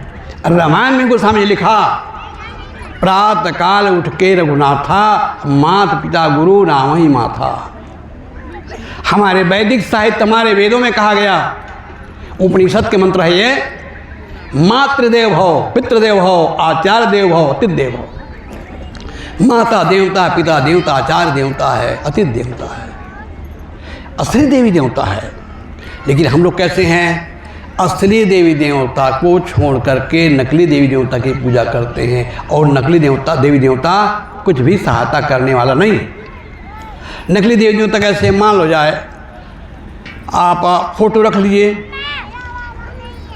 किसी को रख लीजिए जिसको भगवान भगवती माने हैं, उससे आपको कुछ नहीं मिलने वाला है। आशीर्वाद देगा क्या? कुशल मंगल पूछेगा क्या? दुख सुख में सहायता करेगा क्या? नहीं।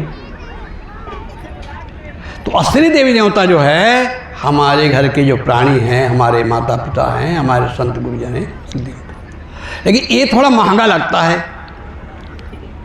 आपने 1 लोटा जल लिया और तमाम गंगा जमुना गोदावरी नर्मदा कावेरी कह करके आपने शिवलिंग के मैंने पिंडी पर आपने डाल दिया। यानी 1 लोटा पानी में आपने पता नहीं कितने कितने तीर्थों का जल बना करके आपने उसको डाल दिया।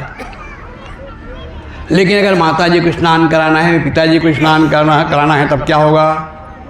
बाल्टी पानी खींचना पड़ेगा, कपड़ा धोना पड़ेगा। क्या महंगा है कि नहीं है? हम 1 लोटा हम तो नहला दिए, अब यहाँ जो है पानी खींचना पड़ेगा, कपड़ा धोना पड़ेगा। भोजन कराना है तो भगवान भोजन कराए तो क्या हुआ?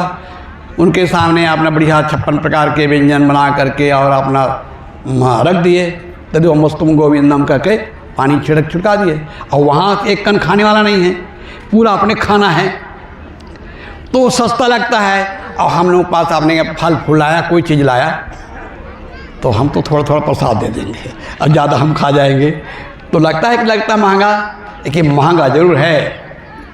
कहावत है, सस्ता रोए बार बार और महंगा रोए एक बार। सस्ता बार बार रोना पड़ेगा, महंगा एक बार रोना पड़ेगा। इसलिए ये महंगा जरूर लगता है, लेकिन कबीर साहब ने कहा, घर की चाकी कोई न पूजे, जाका पीसा खाए। ये चाकी क्या, घर में जो हम गेहूँ पीसते हैं उसको चाकी पूजा करने क्या नहीं, व्यंजना है। शब्द के जो व्यंजना में आता है, ये हमारे माता पिता, हमारे गुरुजन, हमारे बड़े बूढ़े, ये घर के चाकी है जो हमें पाल पोस कर बड़ा किए, पढ़ाया लिखाया, योग्य बनाया। कभी कभी हम देखते हैं, अभी एक दिन देख रहा था, एक पिता जो है, माता पिता जो है, अपनी ज़मीन जायदाद बेच करके लड़का पढ़ाया लिखाया, लड़का बहुत बड़ा आदमी बन गया। एक दिन पिता जो मिलने के लिए गया, पिता मिलने के चला गया तो वो लड़का जो है बात नहीं करता है। चपरासी से कहा जा बता तुम्हारे पिताजी आया है, लेकिन वो मिलने नहीं आया। अब बहुत कई बार कहा समय नहीं, ये है नहीं, वो नहीं, ऐसे टालते आखिर में वो पड़े रहा वहीं पिता जो है, फिर भी मिलने नहीं आया। आखिर वो चपरासी ने कहा अब जो तो घर चले गए, तो घर चला गया, पूछते पास थे। घर में उनके पत्नी ने कहा कि कहाँ से मैंने किया, कहाँ आ गया कौन? अपने बाप को बाप कहने के लिए शर्म लग रही है। वो बाप कहता है कि बेटा तुझे पाने के यहाँ पर पहुँचाने के लिए मैंने कितना मेहनत किया है, और खेत खार बेच डाला है, घर द्वार बेच डाला है, और कितना तकलीफ़ उठा करके तुमको पढ़ा कर यहाँ तक लाया, और आज तुम मुझे पहचानने के लिए इनकार कर रहे हो। एक बार कोई यानी कि कलेक्टर था बाप जो है, गांव का देहात आदमी, देहाती पिताजी है, सामान्य वेशभूषा, मैले कुचैले कपड़ा, और बढ़िया दूध दही घी वगैरह, बढ़िया सुंदर सुगंधी वाला चावल और सब ले करके कांवर में पहुंचा। कलेक्टर साहब अपने अधिकारियों के साथ बैठा हुआ था। चपरासी ने सूचना दिया, कहे कि जंगल गांव से कोई आया है। खिड़की से देख लिया, अब खिड़की से देख लिया पिताजी हैं। आप पिताजी तो भाई देहात का आदमी है ना, अब आप जो है कलेक्टर हैं तो आप आने के आपको आने रहन सहन अलग है।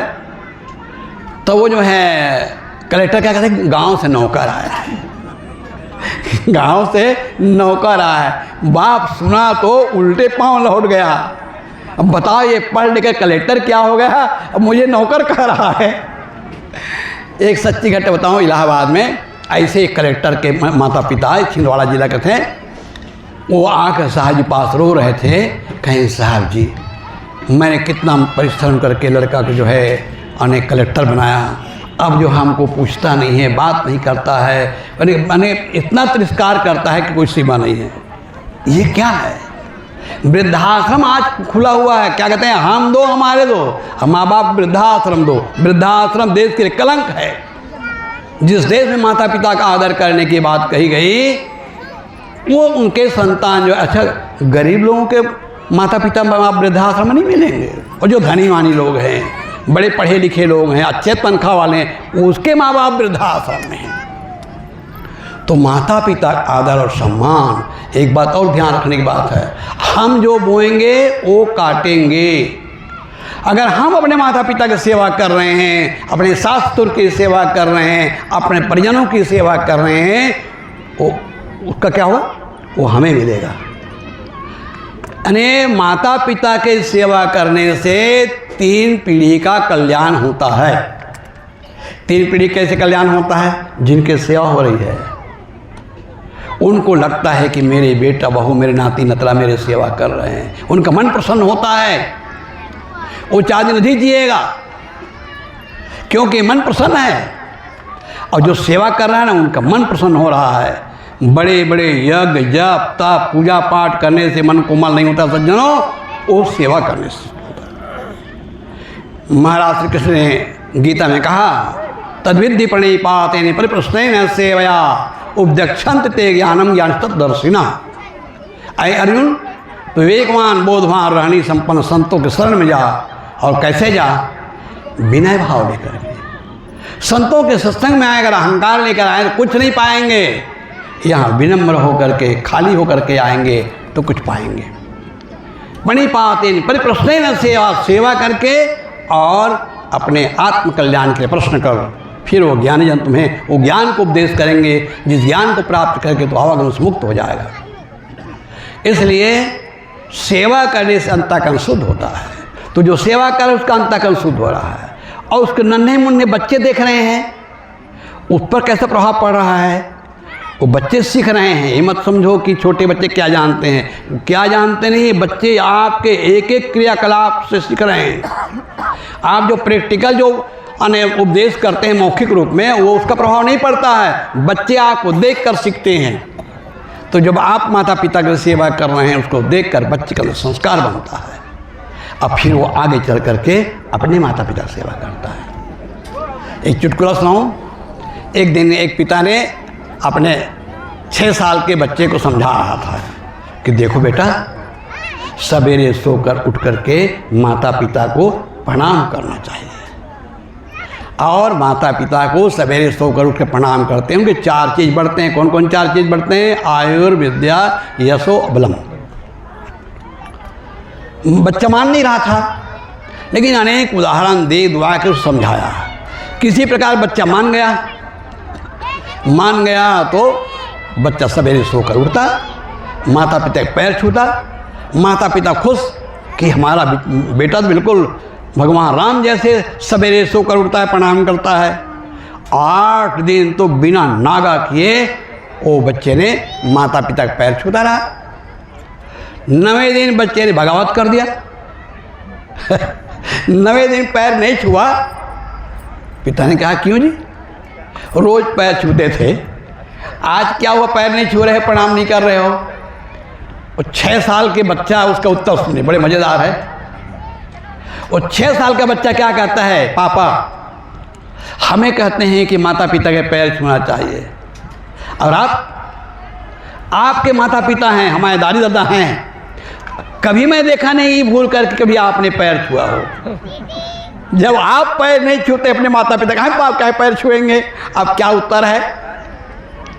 तो बच्चों को सुंदर संस्कार देना चाहिए, और लेकिन सुंदर संस्कार देने के पहले हमें संस्कारवान बनना पड़ेगा। हम जीवन जिए, हमें देखकर बच्चे सीखेंगे।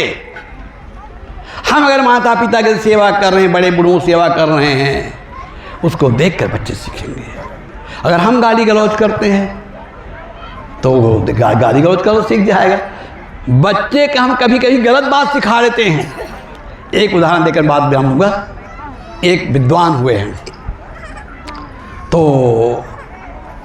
बहुत बड़े विद्वान, बौद्ध दर्शन के प्रकांड पंडित हैं।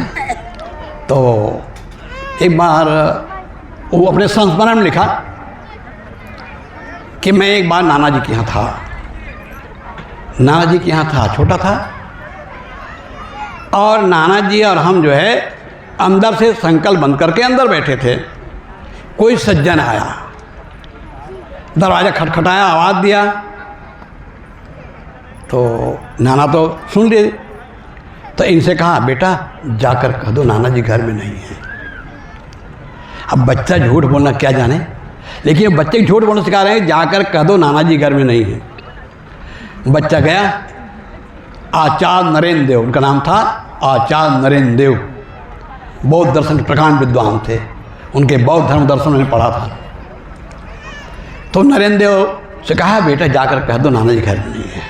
बच्चा गया, दरवाज़ा खोला। आगंतुक सज्जन ने पूछा बेटा नाना जी घर में हैं? और बच्चा कहता है नाना जी घर में हैं, लेकिन कहते हैं जाकर कह दो नाना जी घर में नहीं है। आगंतुक सज्जन ने कहा तो नाना जी घर में है ना? बच्चे ने जोर से कहा हाँ हाँ नाना जी घर में हैं, लेकिन कहते हैं जाकर कह दो नाना जी घर में नहीं है। नाना जी गए, बहुत लज्जित हुए, मिले। हम जो है अपने नादानी में बच्चों को झूठ बोलना सिखा देते हैं। ये माता बहनें भी है ना, छोटा बच्चा है, गाड़ी देना सिखा देंगे, कहीं एक लकड़ी धरा देंगे, जाओ माराओ। सिखाना चाहिए, जाओ दादी को नमस्कार कराओ, बुआ जी को नमस्कार कराओ, माने कि ये हमारे आने अतिथिगण हैं, गुरुजन हैं, जाओ उनके पैर छुआओ। सुंदर संस्कार देना चाहिए। जो शिक्षाएं बाल्यकाल में तू है देती, अटल रूप से वे जगह में बस कर लेती। मैथिली सेनगुप्त के कविता मैंने 5वीं पढ़ी थी। हे माता अत्यंत परमित तेरी महिमा, अतुलनीय है पुत्र प्रेम की तेरी गरिमा। धन्य धन्य तू धन्य महामुद मंगलकारी, जगत जननी के तुल्य बंद हितधारी। सचमुच में अगर कोई जगत जननी है, ये हमारी माताएं जगत जननी हैं। जो गोबर माटी पानी पत्थर हम जगत जननी मान के पूजा करते हैं वहाँ से कुछ मिलने वाला नहीं है। ये जगत जननी का आदर होना चाहिए, ये जगत पिता का आदर होना चाहिए। जिस घर में माता पिता का आदर होते हैं, गुरुजनों का आदर होते हैं, गोस्वामी जी लिखते हैं 4 पदार्थ करतल वाक्य और गुरु पितमहत प्राण समझा के। इस प्रकार से माता पिता बड़े बड़े बूढ़े गुरुजनों का आदर। घर को स्वर्ग बनाओ, मरने के बाद स्वर्ग की बात हमारे कबीर साहब ने नहीं कहा है। घर को स्वर्ग बनाओ, घर में रहने वाले परिजनों को देवी देवता समझो, भगवान भगवती समझो। माताएं भोजन बना रहे हैं, उनके मन में ये भावना होनी चाहिए कि मैं केवल भोजन नहीं बना रही हूँ, मैं भगवान भोग लगा नैवेद्य तैयार कर रही हूँ। इस प्रकार पवित्र भावना पर माताएं भोजन बनाती हैं, उनका भोजन बना पूजा हो जाती है। कबीर साहब ने कहा जो कुछ करो सो पूजा। इस प्रकार सुंदर जीवन जिए, आडंबर और पाखंड से दूर रहें, भ्रांतियों से दूर रहें, मानवता को धारण करें, किसी प्रकार के भेदभाव छुआछूत से यानी कि दूर रहें, सबके साथ सुंदर व्यवहार करें और इसी जीवन में आनंद को प्राप्त करें, सुख को प्राप्त करें, शांति प्राप्त करें। ये कबीर साहब का संदेश है। हमारे भक्त श्री संपत राव जी की स्मृति में पुण्यतिथि में उनके परिजनों ने जो सुंदर कार्यक्रम रखा, मैं उन भाइयों को बहुत बहुत साधुवाद देता हूँ कि इस सुंदर सत्संग का आयोजन करके एक प्रेरणा का काम किए हैं। और ऐसे ही जो यहाँ पर जो लोग आए हैं ना, एक प्रेरणा लेकर जाएं और घर में सुंदर वातावरण निर्माण करें, अपना स्वयं संस्कारवान बने, बच्चों को सुंदर संस्कार दें। आप सबको मंगल कामना करते हुए मैं अपनी वाणी को विराम देता हूँ। बोली सदगुरु कबीर साहिब की जय। बोले सदगुरु कबीर साहिब की जय। बहुत सुंदर अभी हम पूज्य साहब जी के कल्याणकारी विचार श्रवण कर रहे थे। समय कार्यक्रम अंतिम की ओर है, कुछ मिनट और आप सब बैठे रहेंगे। आयोजक की ओर से संतों की भेंट पूजा होगी, प्रसाद वितरण होगा, फिर भोजन का कार्यक्रम होगा। बस कुछ मिनट लगेंगे। मैं चाहूँगा कि सब बच्चे कहाँ हैं? अब मैं तो बच्चे ही कह देता हूँ। साधु के तो बच्चे हैं। हम चारों भाई और परिवार के सभी सदस्य